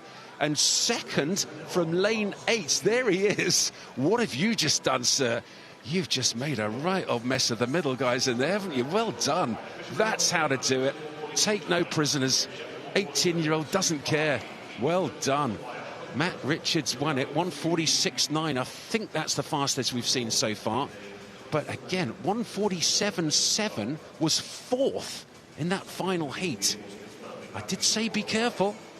There's going to be some big guns who are not going to make it. Oh, my word, who are they? We'll see the confirmation of the result in a second. But there's Duncan Scott. He's fine. He was 3rd, 147.2, so he's going to be safe. 146.9, Olympic double champion, the 4x2 free relay first. Gabe Shepherd, where did he come from in second? Great swim from him. 8 times Olympic medalist in 3rd, Duncan Scott. And who's made it in? Oh, it's going to be tight. Let's have a look. Here we go. Jimmy Guy's in fastest. Richards second, Shepherd third, Scott's in there, McMillan's in there, Tyler Melbourne Smith made it, Litchfield's made it, Jones got dragged through in that final. Well done. Mills just missing out, Birds just missed out. Oh, my word. Well, Mills is gold on the 50, silver on the 100, so he's going to Paris, and he's safe on those two, the 50, the 100 and the relay. But goodness me, look at that. What a final that's going to be. I'm going to have to go to bed and have a nap before that this afternoon. That's going to be so exciting. Hutchison, is that what you expected there, Abby? No, I think Gabe Shepherd was the one I didn't see coming. That was really impressive for the 18-year-old. He's had a great meet so far. But yeah, it was as fast as I thought it was, but maybe not the top 8 I had in my head, and it is really unpredictable, and that is the standard of like a World Championship heat, so that was really impressive. Well, the finals tonight, I mean, you just can't see past that, can you, as the most exciting race of the meet, but still we've got Ann-Carrot Evans going in that women's 100 breaststroke. We've got on the 50 fly some real big guns, men's 200 backstroke, we could see British record there and some fireworks on that, and of course that women's 50 metres freestyle with the world junior short course record holder Eva Acaro goes in it, men's 800 free as well, and some outstanding para races. And I think we're just about to see the summary of the para races here, Paul. I was going to say Will Ellard there in that last heat with Duncan Scott and Matt Richards, but he was right next to Gabe Shepherd. He must have thought, what's going on? My goodness, but he will top the para points. 894 for him. Dylan Broom and Rhys Darby, the two Welsh swimmers, will be next into that final. S14's all the way in that 200 para final. Wow. I just need to go and lie down for a second. I'll be back in a minute. Actually, I won't be back in a minute. Straight into this women's 800 metres freestyle. There's 4 heats of this. Just 3 swimmers in the first heat. I think there's actually, well, it's his heat declared winner, so the final heat will go this evening in the final session. We're allowed to use 10 lanes in the heats, and of course, because the final session will have the final heat in it, we will have 10 lanes in that final. This is the first heat, and women's 800 metres freestyle. Abby Mitchell goes in lane 3 and 4. It's Evangeline Belt in 5. Olivia Sheehan from Swansea University in 3, Plymouth College in 4, and Birmingham in 5. Well, Abby, thank you so much for joining us. It's always a pleasure to have the superstars in the commentary box. Don't have quite enough of the ladies recently, but British women's swimming is really on the up, and well, we saw Ann-Carrot Evans on the breaststroke, but your medley last night, got to tell, I thought it was utterly brilliant. Yeah, I think Ann-Carrot really set the tone for the girls in this meet, and then with a British record, and then Freya Corbett doing the same. And I think it's just like, I think we've noticed throughout the week that there's been a big push throughout the girls, and it's really exciting to see, because the boys obviously have such great success, like in that 4x2, and we were on teams sat in the stands wanting to do the same. So yeah, I think this is hopefully a good build into LA for the girls starting now. Yeah. Fantastic, and it's great to have you in the commentary box. Have you enjoyed it? Yeah, I've loved it. I'd love to come back. I think that was a very exciting session, and I wasn't short of words to say about how amazing all them heats were, especially in the men's 2-3. Well, I hope you enjoyed it, and I hope you've enjoyed it so much that you'll come back and join us again at some time. But Yes, thank you please. so much. Yeah, it's great fun. Great fun. Well done, and good luck in Paris. I'm sure I'll talk to you before then and hopefully Yes. commentate on you in Paris. Oh yeah, hopefully, yeah. Really good. Thanks Thank very much for you. joining us. Bye. That's very good. Bye-bye. That's Abby Wood. Swam a wonderful 2 IM last night. A huge lifetime best, and went a low 2:08, which was brilliant. Twice Olympic finalist in the 200 medley. And then comes up and does a huge lifetime best here at his 2026 Aquatics GB Championships. And, well, low 2:08. Next stop for her, 2:07. That's getting pretty serious. It really is. It's great fun to listen to her, hear the voice and the opinions of these superstars that we've got now. And well, it's been a little bit of a lull in the women's swimming for a while, but starting to come back now, and we've got Ann-Carrot Evans, world ranked #1 this year on that 200 metres breaststroke. Wouldn't be too surprised if she rattles her own British record on the 100 metres breaststroke tonight. And then I think Abby's fastest in the world this year on the 200 breaststroke. 200 medley. Brilliant swim that was from her. And, it's really on the up.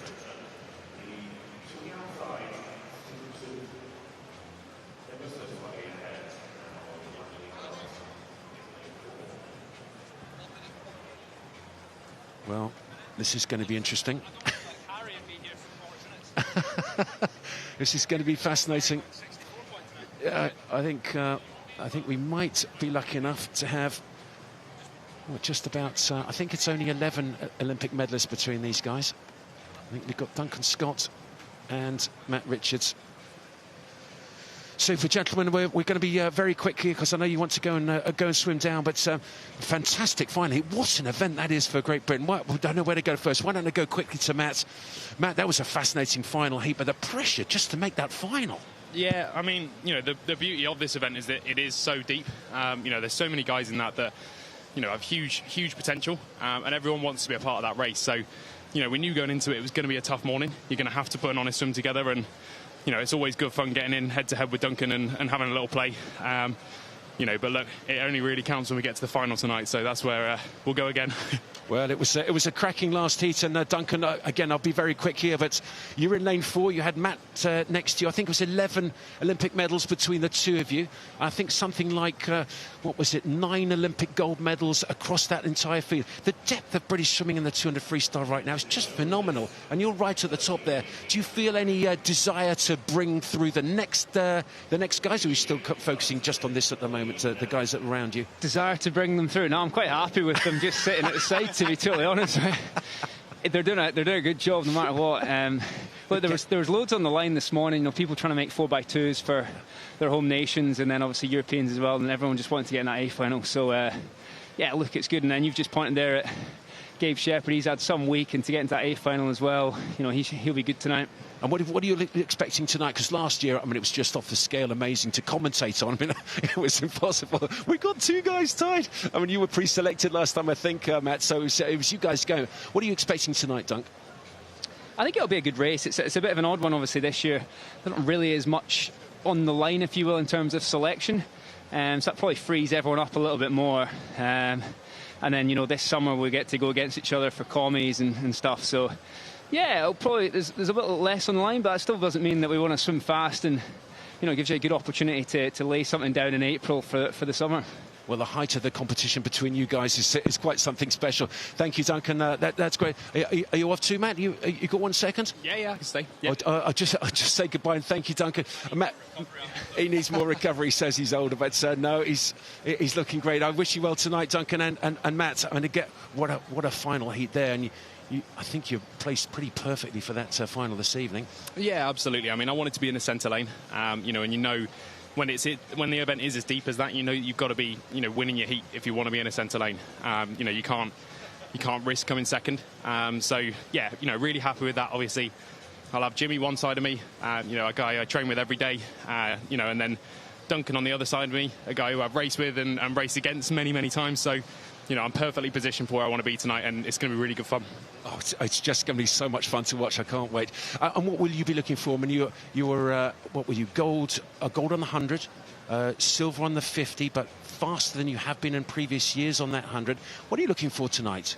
Yeah, I mean, you know, I just want to get in and have a good, honest race. You know, I want to see where I'm at right now.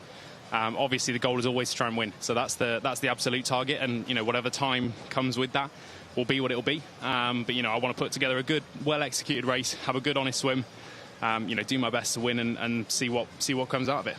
I love Duncan saying it doesn't really matter this year, you know, who does what. You're right, it doesn't. It's just the bragging rights this year. That's the whole thing for us, I think.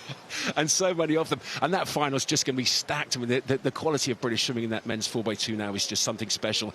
I think maybe started by, you know, Tom Dean's gold medal, and then the silver medal from Duncan Scott, the silver medal for you, all at the Olympic Games. I mean, it's stacked, isn't it? Yeah, no, it really is. And I think that's the pedigree that we've got in that event, and it's part of why that 4x2 has become so strong, is because we've got, you know, individually we've got some phenomenal talents in that event, and then when you stick those 4 people together, you know, whoever the 4 are for that event, it's always going to be fireworks. So yeah, it's an event we're very proud of, and one that we all want to continue to push on as we build into LA and beyond.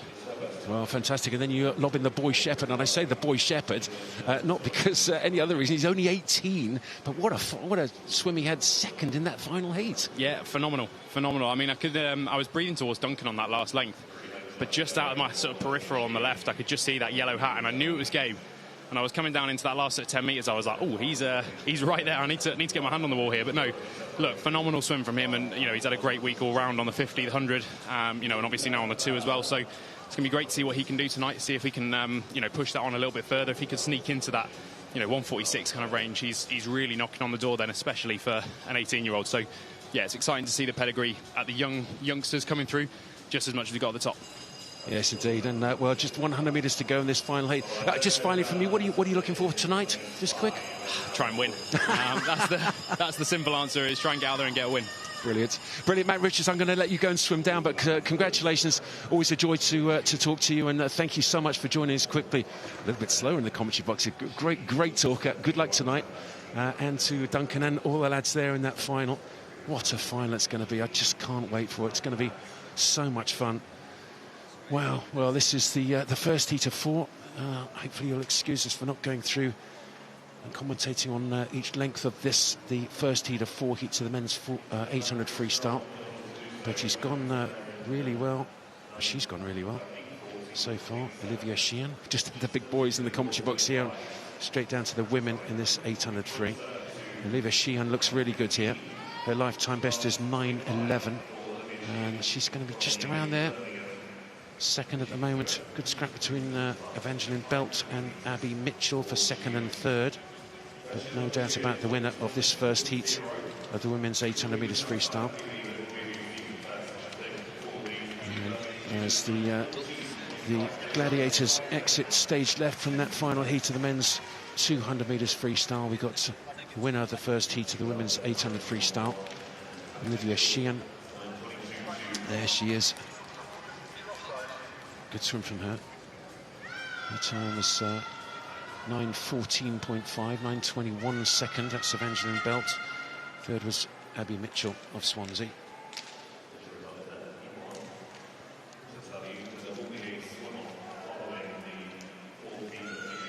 So that's the first heat of the women's 800 metres freestyle. There's 4 heats this morning, and then the final heat will be in this evening's final session. I've got to tell you, we've got an absolute superstar guest coming in and joining us in a second.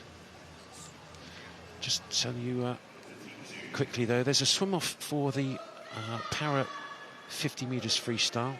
That will be, I guess, after this session finishes. That'll be Brooklyn Hale and Rebecca Hardy-Bishop. Interesting, different times they did, but they got exactly the same power points, 699 power points, so they'll be a swim off for that final. So this heats 2 of 4 heats of the women's 800 metres freestyle, and back in the commentary box again, Dan, the 800, 1500 metres freestyle specialist and Olympic finalist on that 1500 free, Commonwealth medalist on the 1500 metres freestyle as well. And enjoying this one, Dan? I am. I do enjoy talking about the 800 and the 1500 freestyle. You know, distance was my speciality. It's what I'd done. It was my main event. And I just love the strategy in the distance event. You know, you can swim it any way you want. And you can win and you can lose races in the first 200. But going out strong here in lane 6 is Grace Cummings. She's got a long way to go. Well, she has a long way to go, and while she has quite a long way to go, I'm delighted to be joined again by yet another guest, but this time, top of the tree. Absolutely top of the tree. It doesn't come any higher in Aquatics GB than the chief exec. Welcome to the commentary box, Drew Barrand. Nice to be here, Andy. I think that's some promo that you've given me. Coming in after Matt and Duncan, I feel a little bit like we're going down slightly, but I'll take the win. Well, I don't like to burst your bubble, but we also had Abby Wood in here as well, so... Yeah, there's definitely a level, and I'm not sure I'm quite reaching that, but hey, we'll keep going. It's fantastic to have you in the commentary box, and I'm really looking forward to hearing how things are going on Aquatics GB, because it's been something special. This meet has certainly gone with a bang, not only from the sound but the light as well. It's been really special. You must be enjoying how it's gone so far. Yeah, absolutely. We're on a bit of a journey with these kind of events. As I think we discussed like last year, you know, we have obviously our Olympic Games moment, but we need to make sure that those kind of environments are continued across any kind of 4 years. And this is our annual major meet. We have to make it as exciting as humanly possible, so we keep tweaking, amending, adding new things, new factors, and I'm really happy with how it's gone this week, because we've had, you know, slightly different approaches on the lights. You know, the screens are working. We've had lots of nice fans of the venue, the usual kind of digital pieces. So generally, you know, we're on a growth journey, and it's been fantastic from that perspective, and just great to see people excited about swimming. It really is, and you've stepped it up this year. I mean, I thought last year was pretty good, but you've stepped it up. Certainly the sensors, I mean, it's exhausting being here, but the sensors have been absolutely given a pummeling here. It's been wonderful. What have you done this year to make it that much higher? So I think like the biggest things that we've had is, for those who have obviously been in the venue at all this week or watching on the TV, we've changed the light bulbs in simplistic terms, and that's actually enabled us to create a bit more of a spotlight, a bit more of a show, and as you say, the sensory overload that comes with. So that's probably been one of the major things forward. But we've also actually tried to highlight a little bit more athlete personalities. So again, you've probably seen on the TV screens, and again, for people who've been in the venue, we're really sort of showcasing people's facial expressions, what they look like, you know, both in terms of the graphics and then the close-ups that the camera angles and the team here are doing. So it's really important that we bring that out. It gets people excited about it. It gets people more engaged in the sport. So that's really been the focus this year, is how can we actually tell the athlete stories a bit more and really get that hype going. And this isn't just purely to grow the sport, although that's a perfectly rational reason. There's actually a performance rationale here. I think we're all pretty prepared for the fact that when we turn up in LA in 2028, you know, our American friends are going to dial up the notches quite considerably. Yeah. The noise will be something else. So, yes, you know, it's really important we get our athletes used to that kind of piece and managing their venue skills appropriately, because when it comes around, boy, they're going to get hit with it. Well, and that SoFi Arena, I think there's going to be 40,000 seats. And I've just heard that actually the first wave of seats have just been put on sale. They've all gone. Yeah, I mean, it's amazing, actually. There's some slight tweaks, obviously, with LA in terms of swimming being second week, where it's normally the first week. And obviously, we're going to the biggest arena that swimming's ever had. So if we're not preparing our athletes for that and getting people from a fan base excited about those kind of environments, you know, we're not doing our job right. So, you know, all roads lead to LA, as it were. Well, they certainly do. Dan, just give us a quick update on this second heat of the women's 800 freestyle, because there's something special going on in the pool in lane 6 here. Yes, we're having great swims here from Evie Hans and Sophie Dowding in lane 8. But the clear winner so far at the halfway mark is lane 6, Grace Cummins. She's looking so good. She's looking long, 4:24 she's got, 4:24 at 400. So the halfway mark, she's still looking strong, and hopefully she hasn't gone out too fast. She's looking long in the water, as we've already said so many times this week, Andy. Distance swimming is all about making yourself look 9 foot long. The longer you are in the water, the more catch you can have. It's all about looking efficient. 4:24 at the 400 is good. PB of 9:07, so from 4:24 she should be able to do a 9:07. Surely, you know, the way I used to swim my distance events is I like to negative split them, which means I used to swim my second half faster than my first half. So if she does that, she's going to be well under a personal best. Well, keep on watching and give us an update in a second, because she's going very well. Grace Cummins of Thanet in lane 6. I must come back to the chief exec of Aquatics GB, Drew Barron. Drew, the world is changing so quickly, and I guess as the chief exec of one of our most successful sporting bodies in the country, I mean, the Olympic Games in Tokyo was outstanding, and then similar in Paris. What are your key focuses to make sure that you keep British swimming at the top of the tree, not only in British sport, but also in world swim terms? Yeah, I think these things, you can make them more complicated than they actually need to be. I think we're really clear that we have 2 objectives as an organisation. One is for our athletes to perform as best as they can on the global stage. success breeds interest, breeds performance. So I think that's absolutely clear. Number one, let's get our team in the best possible state it can be to beat the rest of the world, quite frankly. The second piece is to use that profile to grow the sport. And that's where things like, the way that we put the production on at this event, the interaction that we have with the fan base, keeping that interest going. And I think that's where it's got really challenging for the rest of the world. Is there's so much noise out there, not just in the sporting context, but in terms of battle for attention. And, as we all know, digital and social media has really opened that up. And if we don't lean into that, we're going to left behind. So for me, yes, absolutely, we need to get the best out of our athletes and obviously have the most fantastic team. We've got probably the best British team across the aquatic disciplines we've ever had. But if we don't lean in to how the world is changing and how people interact with sport or entertainment products, then it's not going to be the right result for the sport. So we absolutely have to change things. And I think that's, for me, is if we can start to lean in the way the modern world works, not get stuck in traditional ways of doing things, that's how we'll be successful.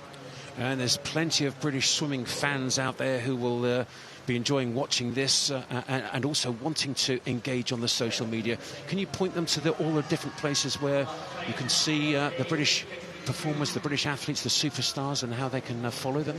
Yeah, absolutely. So the biggest thing for us is obviously we've got our social media accounts across Instagram, TikTok, and maybe I'm the wrong age demographic for that, but they are ever growing. And I think last year we hit 200 million organic views across our social channels, which was up 35% year on year, which is absolutely incredible. For huge, isn't it? Just shows what is possible when you lean into that kind of approach.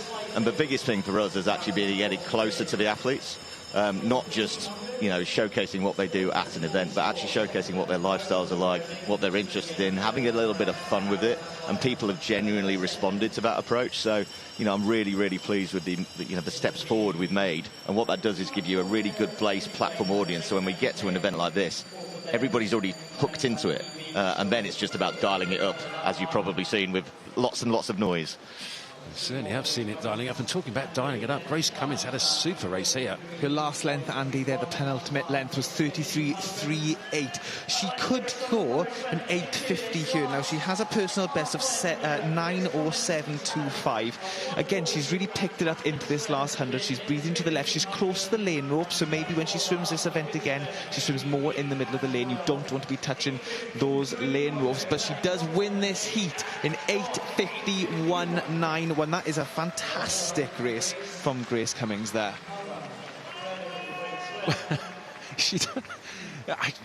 I'll talk to Drew in a second about celebrations. I know that you give everyone media training, and obviously the training in the pool is fantastic, but I'm going to start a campaign to try and get the celebrations when they do massive lifetime bests. I want a little bit more fireworks, not only in the sound in the pool and the lights, but I quite like the swimmers to give it a bit more hoo-ha when they finish, because it's great to see such wonderful times. But she just went, yeah. That's a 17-second lifetime best, Dan. I can't remember the last time I had a 17-second personal best, Andy, but if I had that, I'd be sitting on the lane rope, fist pumping in the air. I don't think I've ever had a 17-second lifetime best, I can tell you. Absolutely. I did 1:1500 and that was it. So I definitely didn't do it there. And 100 fly is quite difficult to do. 17-second lifetime best. That'd be something special, wouldn't it? Really good from Cummins, though, winning that HEATS 2. Yes, Grace Cummins winning that race there in 8:51.91. Sophie Dowding in second, 9:06.25. Francesca Harrison from the City of Liverpool in the third. So this is heat 3 of just 4 heats this morning in this women's 800 metres freestyle, and we've still got Drew Barron with us. And we've got through what he's done so far in terms of making sure that this meet is as high quality as it can be, and replicating as much as possible the hype and the hoo-ha of that Olympic Games that's going to be in LA in 2028. And let me tell you, it's going to be special. That was Hazel-Ann Carter. Wickham district swimmer in lane 8. Fastest seed here is Maisie Dickinson of the University of Birmingham in the centre in lane 4. And possibly starting the best is Isabel Hoare in lane 7, the yellow hat of the City of Leeds. She looks very good indeed.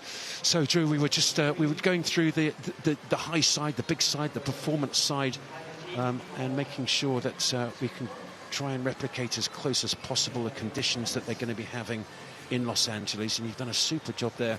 What about going back to the other side, the other end of, maybe other end is not the right way of describing it, but the social impact side of what you do, and how you're leading swimming throughout the nation, getting more people swimming, for example?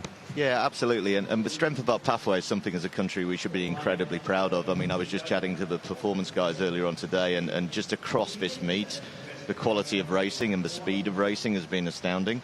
That's all down to the fact that we get people involved in the sport at a very early age. We nurture that talent and we see them all through. But it kind of goes broader than that, to your point, Andy. Like, you know, we're an island. Everybody really should have the capability to swim. And we're still living in a world where 1 in 3 people in the UK can't swim, which is an astounding stat that always kind of scares me more than anything else whenever I say it out loud. It's kind of, is that really true? But I think we have to do our part to help that. And, you know, we're the top end of the sport. We have the kind of, I guess, sort of the pivotal media moments, the inspiration points. So what we've been running across this week is using our athletes to try and inspire people who don't normally get the opportunity to have access to water. So we've had about 100 school kids every day coming in between heats and finals, having a taste of this amazing venue that we've got. The athletes have been dropping in and talking to them about their experiences and how amazing swimming has been for their lives, both from the para side and also obviously from the able-bodied side. So it's really kind of heartwarming to see that the reaction that those kids have to that. For some of them, they've never even been in a pool before, and all of a sudden they're in a pool with an Olympic champion. It's pretty crazy. I did hear that Matt Richards put in an appearance the other day. Can you imagine being a kid and suddenly along comes Matt Richards, double Olympic champion, Olympic silver medalist as well, and he just sits there and goes, yeah, and then tells them what his journey was like. And I mean, he's just a normal, lovely, average, everyday guy kind of thing, but double Olympian, Olympic silver medalist doing a freestyle. I'd love to be part of that if I was a kid. How are you going about making sure that it is spreading far and wide, not just to places like this, the London Aquatics Centre, but going all around the country? Yeah, absolutely. It's about creating a consistent template with the home nations, as we like to call them, Swim England, Scottish Swimming, Swim Wales, and making sure that pathway and that clarity of why it's so fantastic as a sport, why you should get involved, and fun. That's the biggest thing with it. We can make it fun. To your point, like, you know, Matt's sitting there with 100 school kids. Hopefully those 100 school kids then go back to their homes and go, right, I'm going to start swimming regularly because this is great. They then talk to their mates, but it spreads. If we can do that in all of the regions right across the country, we can solve that 1 in 3 problem that we've got. And quite frankly as well, sitting here as a performance person, it gives us a better team, because the more competition we've got, I mean, you looked at a 200 free just there, how unbelievably competitive it is to get into that final. The more competition we got, the more it raises the bar right across the pathway, and will put us in a greater stead, both at the top and the bottom, as they say. Yeah, it's very important to do so, and it certainly seems to be working very well. And that men's 2 free, I just can't wait for that tonight. If last year thought was good, you wait till tonight, it's going to be brilliant. Let me just update you on this, or let Dan update you on Heat 3 of this women's 800 freestyle. Yeah, we've seen a pretty split field here, Andy. We've seen quite a good race from Erin Hawkins, who is leading this race. But Jasmine Hall down in lane 6, just 3 lanes away from her, is also putting in a bit of a fight. But Erin Hawkins does take the lead at the 350 mark with 3:55.27. She has a personal best of 9:06. But she's looking long, she's looking really good, but she is looking directly at Jasmine Hall from Basildon and Phoenix Swimming Club down in lane 6. Well, we had a very fast time winning the previous heat, 9:50, 9:51, sorry, 8:50, 8:51 I think it was, so interesting to see whether these women can go somewhere close to that. This is Heat 3 of 4, and this is the halfway turn. Dan, how are we doing? Yeah, they're doing really well. So 4:29.89, and so there's just 6/100ths of a second separating 1 or 2. They are line for line here. I mean, we are only at the halfway mark, so we've still got a while to go, and everyone swims their 800s differently. Some people back end, some people front end. I used to back end my 800s, but these girls are looking good. But I think we are going to see a bit of a split now in the next 200. Well, it'll be interesting to follow that one and keep watching it for us, if you will, Dan. If it's okay to just ask you a couple more questions, Drew, if you don't mind. Absolutely fine. I mean, what an opportunity. I've got the Chief Exec of Aquatics GB sitting here, and everyone at home, I'm sure, very interested to know. We're in this interesting year now. It's halfway between Olympics. It's almost I don't know whether it's a down year or a funny year. It's only 2 years to Los Angeles.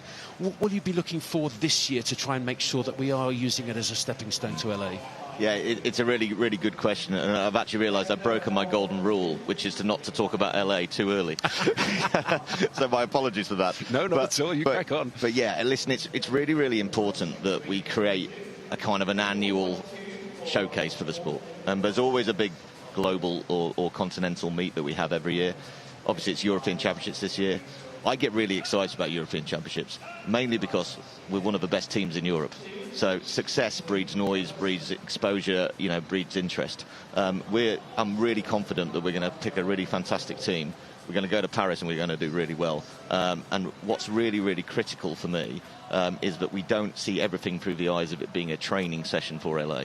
But actually, if we go there and create European champions or European medalists or get really high as a nation up that league, that's an incredible thing. We should be really, really proud of that.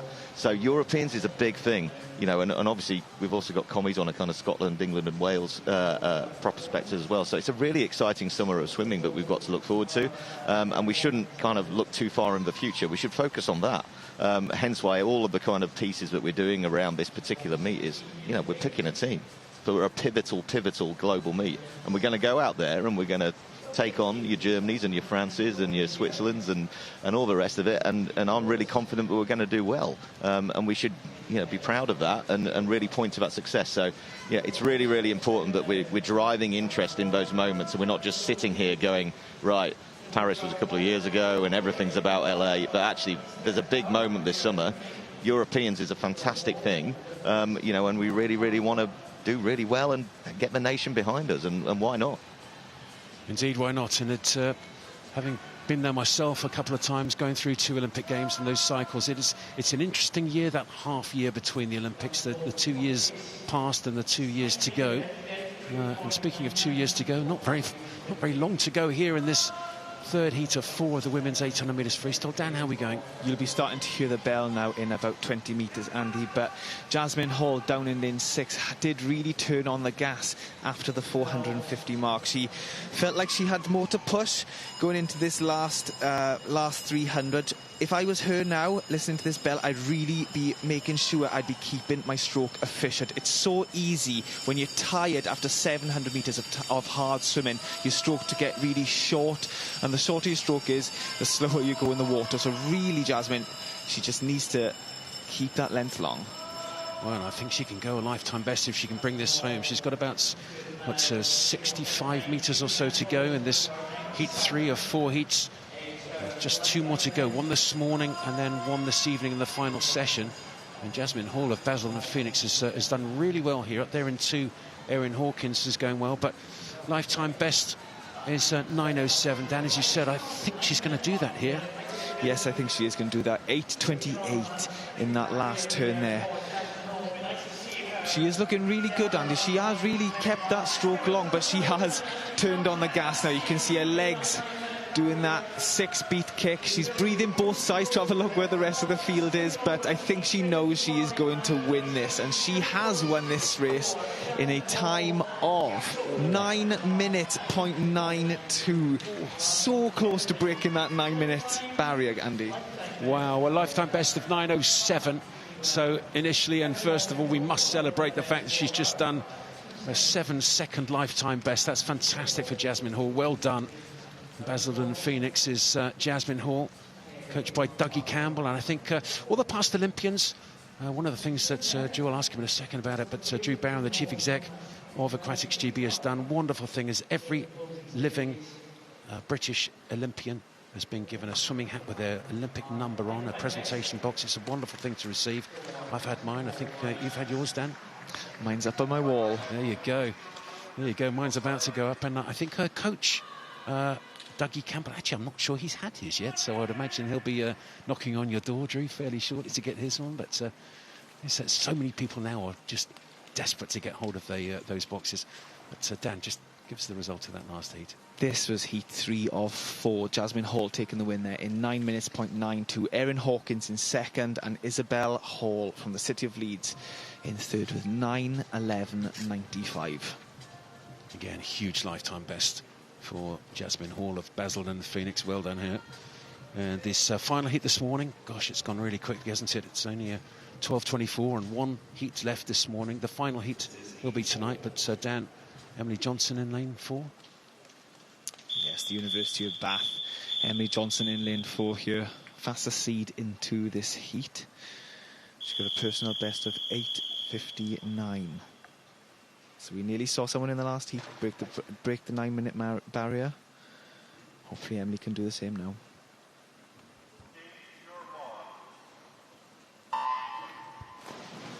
So it's the final heat this morning. It's heat 4 of 4 in this morning's heat session. There is one more this evening. It is heat declared winner, so the fastest heat will be this evening in this final session. And I've got to tell you, you must come back for that tonight. It's a 7:45 for the A final session, with 7:30 being the pre-game show with Ashley and possibly Dan, I don't know, but certainly Ashley in there. Dan, you've been a busy boy this week. Interviews, commentating in the studio. What can't you do? I've got my steps up, Andy, I just say that. I've got the cogs working in my brain this week. They haven't worked since school, but I've really got them moving this week. Yes, I don't know if you do dancing or something like that, but it's there's a lot of skills that you do. Drew, just let me just ask you quickly, because I just alluded to the fact that you have those initiated that wonderful program of giving Olympic numbers to all the Olympians who've ever represented Great Britain in aquatic sports. Well, I'm trying to tell you. You tell us what you've done and how you've done it. Yeah, sure. So a couple of years ago, we kind of looked at, you look at what happens in other sports in terms of recognising caps, and we also had this kind of idea that we wanted to reconnect ourselves with essentially our alumni. People who've obviously performed at an amazing level in this sport, but maybe have lost connection with the sport over the way.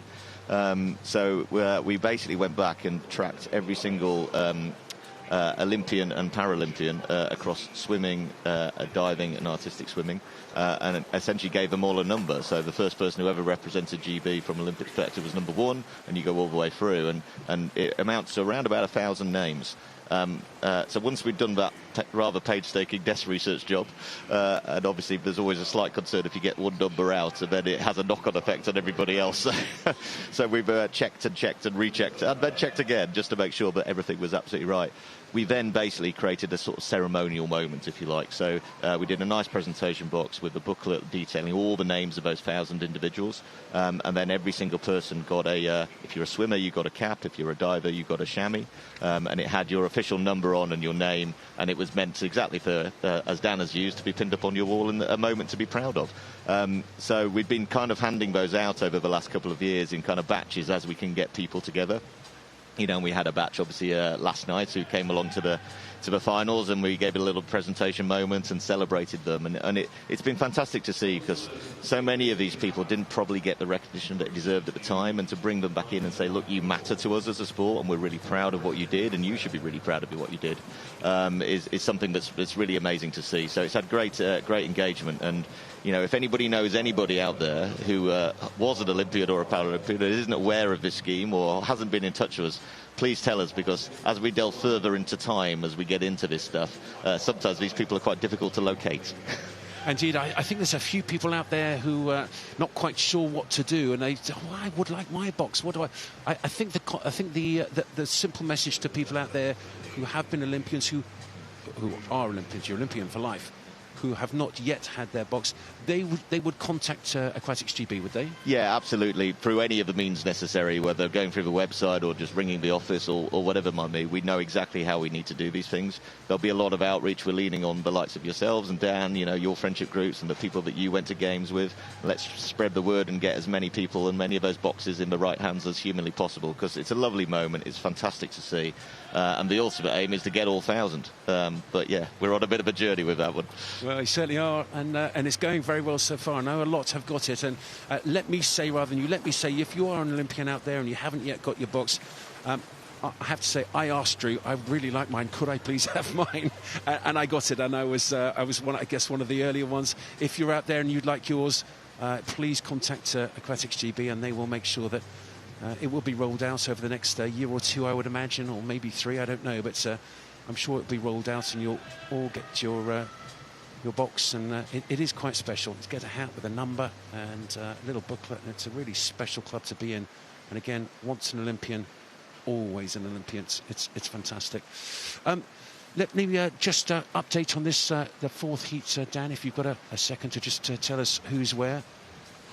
So we're seeing the three girls in lanes 8, 4 and 5 really start making a move on the rest of the field at the halfway mark here. We are seeing Charlotte Sorrell leading at the 400 mark, but we are seeing also a fight between Emily Johnson and Alice Forrest in 4 and 5. Well, it's certainly looking good so far. They're swimming well at the moment, and it's nice to have a good battle at the front. They'll be pushing each other on to fast times here.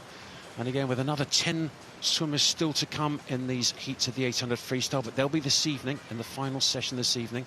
There's a 6 o'clock session for the B finals and the junior finals, which is really fun to have. Gives so many swimmers the opportunity to come back and experience swimming at night, under the lights, with that sound. It's a real assault on the senses, and it's exactly what it's going to be like in LA in a couple of years' time. So make sure that you join us again at 6 o'clock for that B final session. It's pretty quick. There's also a swim off in a second just after this final heat this morning, and then of course the A finals, which will be at 7:45 with a show at 7:30. Must before he's busy guy, Drew Barron, Chief Exec of Aquatics GB, just ask one more if I can. Try and make this the most difficult question last, because that's my job as the commentator and the questioner of the big boss. We're 2 years out of the Olympic Games. What will you be doing from now until LA to make sure that the guys are in, again, a wonderful place so you can back up? We had Chris Spice in the other day saying he wants to keep that medal tally going and the drive and the performance to continue to get better.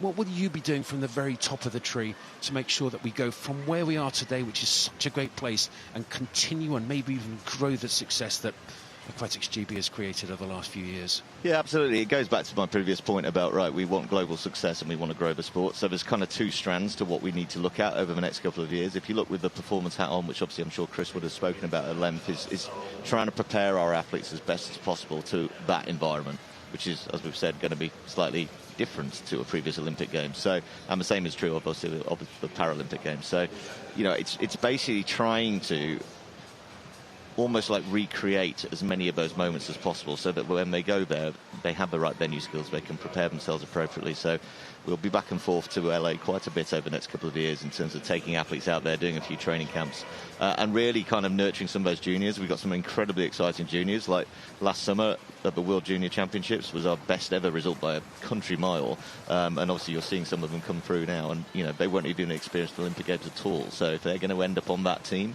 you know, we've got to make sure that they're as prepared as possible. So there's a big element of that. On the other side, it's about the interest. You know, how do we get this sport as exposed as possible on a regular basis? So we're building that kind of momentum, and by the time we hit LA, it's not starting from scratch. There's already that platform of interest, of knowledge of the sport, and I think that's the big thing for me, is how do we make sure that everybody understands who our athletes are, who our medal chances are, what they're like as people, you know, and how they're actually going to perform. And if we can do that kind of education narrative piece, by the time we get to LA, everybody will be bought in, and the excitement levels back home, not just obviously in the US, will be off the scale, and that's the aim. Well, with 9 Olympic gold medal winning performances in those last 3 heats of the men's 200 metres freestyle, athletics, I think, has just got 1 current a gold medal. It's amazing how successful this sport has been, and thank you, Drew, so much for what you've done over the past few years, and certainly what you're going to be doing into LA in 2028. No problems, and lovely to be here this morning. Thanks to you guys for doing a fantastic job all week. I'm sure everybody's loving listening to your dulcet tones. He's a lovely guy, isn't he? He's very astute as well. That's the Chief Exec. Thank you, Drew. Fascinating to hear Drew talking, but right into this last 25 here. Dan, where are we? In this last 100, we have seen a race here from Charlotte Sorrell and Emily Johnson, but I think Emily Johnson is going to take the win here. She's paced this to perfection. She's really sped up on that last 50. And Emily Johnson from the University of Bath takes the win in this Heat 4 of the women's 800 freestyle, 8:55.53. That is a fantastic time. Charlotte Sorrell in second and Alice Forrest in third. Emily Johnson's personal best going into this event today, Andy, was 8:58. So she's just had a 3-second PB. Yeah, it's very good. It's exactly what you hope for, and I'm sure Drew just left the commentary box. Drew Barron, the chief exec. Hope you enjoyed that chat. Fascinating to listen to the top guys, isn't it? We had Chris Spicer the other day talking about the performance, and he's director of the performance teams, making sure that everyone performs to the very highest level. We had also in here, we had Nathan Hilton, who was the distance lead. There we go. There's the results of the final heat then. Alice Forrest come in third in that heat with 8:59.93. Charlotte Sorrell from the city of Birmingham second in 8:57.56. And Emily Johnson winning that race. What a personal best from her. That's great to see. Come to this 2026 Aquatics GB Championships in this incredible venue, the Olympic venue. Michael Phelps has been in the centre, and go and perform your best. It is quite often, Andy, some athletes can come to a venue of this scale and it can freak you out a little bit because it's so grand. The Olympics was literally held in this room, and so for these athletes to be having personal bests is brilliant. Well, it certainly is. The next race up is a swim-off. It's a swim-off for the para final of the 50 metres freestyle. And again, the guru's joined us. It is Paul Noble. Oh, thanks, Andy. A wee bonus event for us this morning. Next one to look forward to. And this is for a place in the final. There's no B final for the 50 freestyle for the women, for the para athletes. So good chance for these swimmers to swim again. And Brooklyn Hale, the 15-year-old, we saw her, I think, even before it started, didn't we, Andy? We had a little bit of a chat with her, the Cockermouth swimmer. Yeah, she's such a bubbly character, and she seems to take it all in a stride. There she is. She really is in great shape for this, well, I would imagine possibly Commonwealth Games even. I don't think it's been selected yet, but will she make the team? Yeah, she's got a good chance of making the team, actually. I don't know about Rebecca Hardy-Bishop. She's an S11 swimmer. There is a visually impaired class for the 50 and 100 freestyle. Rebecca Hardy-Bishop, she swims for Crawley now, but she did represent Jersey at one point. So this is a swim-off. The different classifications. They both earned 699 points. But Brooklyn Hale was faster by 2 seconds. So Rebecca Hardy-Bishop, who set a record in the 400 freestyle yesterday, she has to be within 2 seconds of Brooklyn Hale, I think. Brooklyn Hale, they're swimming with that arm impairment. She's doing a good job there. Rebecca Hardy-Bishop, the S11 swimmer, just hugging that lane rope, the visually impaired swimmer. Now it's important for Brooklyn Hale to spot that finish. Can she get it on the long arm? Just in her stroke. Oh, she just about did it there. 30.58, my goodness. Well, that was an improvement for Brooklyn Hale. It was also an improvement for Rebecca Hardy-Bishop. They are separated by 13 points, and it is Rebecca Hardy-Bishop who will take it in terms of points. But Brooklyn Hale and Rebecca Hardy-Bishop, they stepped up to that one, didn't they, that swim-off? 30.58 for Brooklyn Hale. I think her best time before that was in the 32 range. Well, again, she swam a lifetime best in the heats this morning. 32 to 31 in the heats, and she's just gone 30.5. So every single time she gets in the pool, it's a huge lifetime best. And almost, well, 1.1 seconds faster than the heats that she swam this morning. Rebecca Hardy-Bishop, she'll progress to the final. And that's really impressive. And Rebecca Hardy-Bishop actually whacked the lane line halfway down as well, so she can go even faster. She did, the visually impaired swimmer. She was hugging that lane rope, and as we said earlier this week, it is pretty unforgiving, these lane ropes. So Rebecca Hardy-Bishop just making her way out. The blacked-out goggles will have to be checked.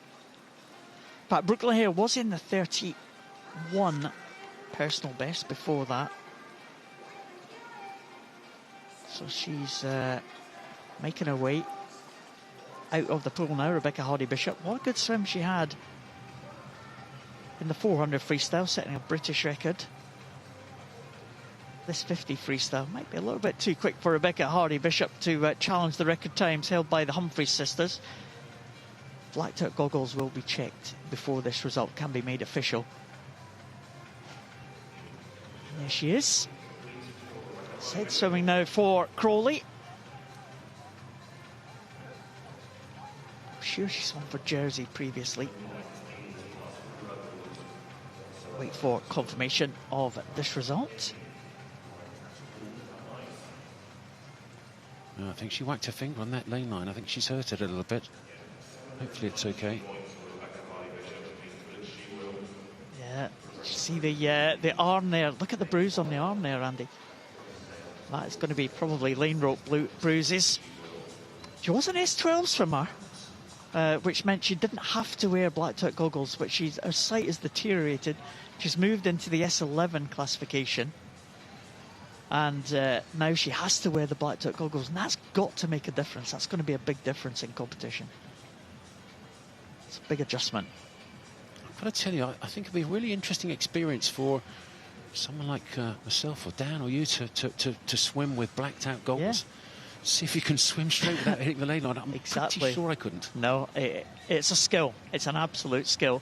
And you've got the tappers at the end, and you really have to trust the tappers to be there at the end of the pool for you. And, you know, you've got to have confidence that they're going to be there. You're going to feel the tap, and you know when the wall's coming.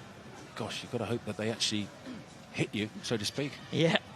And it has happened before. People have missed the tap and crashed straight into the wall. But not pleasant. But hopefully we'll get the confirmed result very soon. I think we're having a couple of technical problems on that, but we'll have those maybe in a second for you. But in the meantime, it's confirmed that Rebecca Hardy-Bishop will be in that final. So join us again this evening. Have a great afternoon, but join us again for the B finals and the junior finals. It's at 6 o'clock that session, and then at 7:30 is the pre-game show, ready for the final set of finals at 7:45. And what an amazing set of finals we're going to have for you. It's so exciting.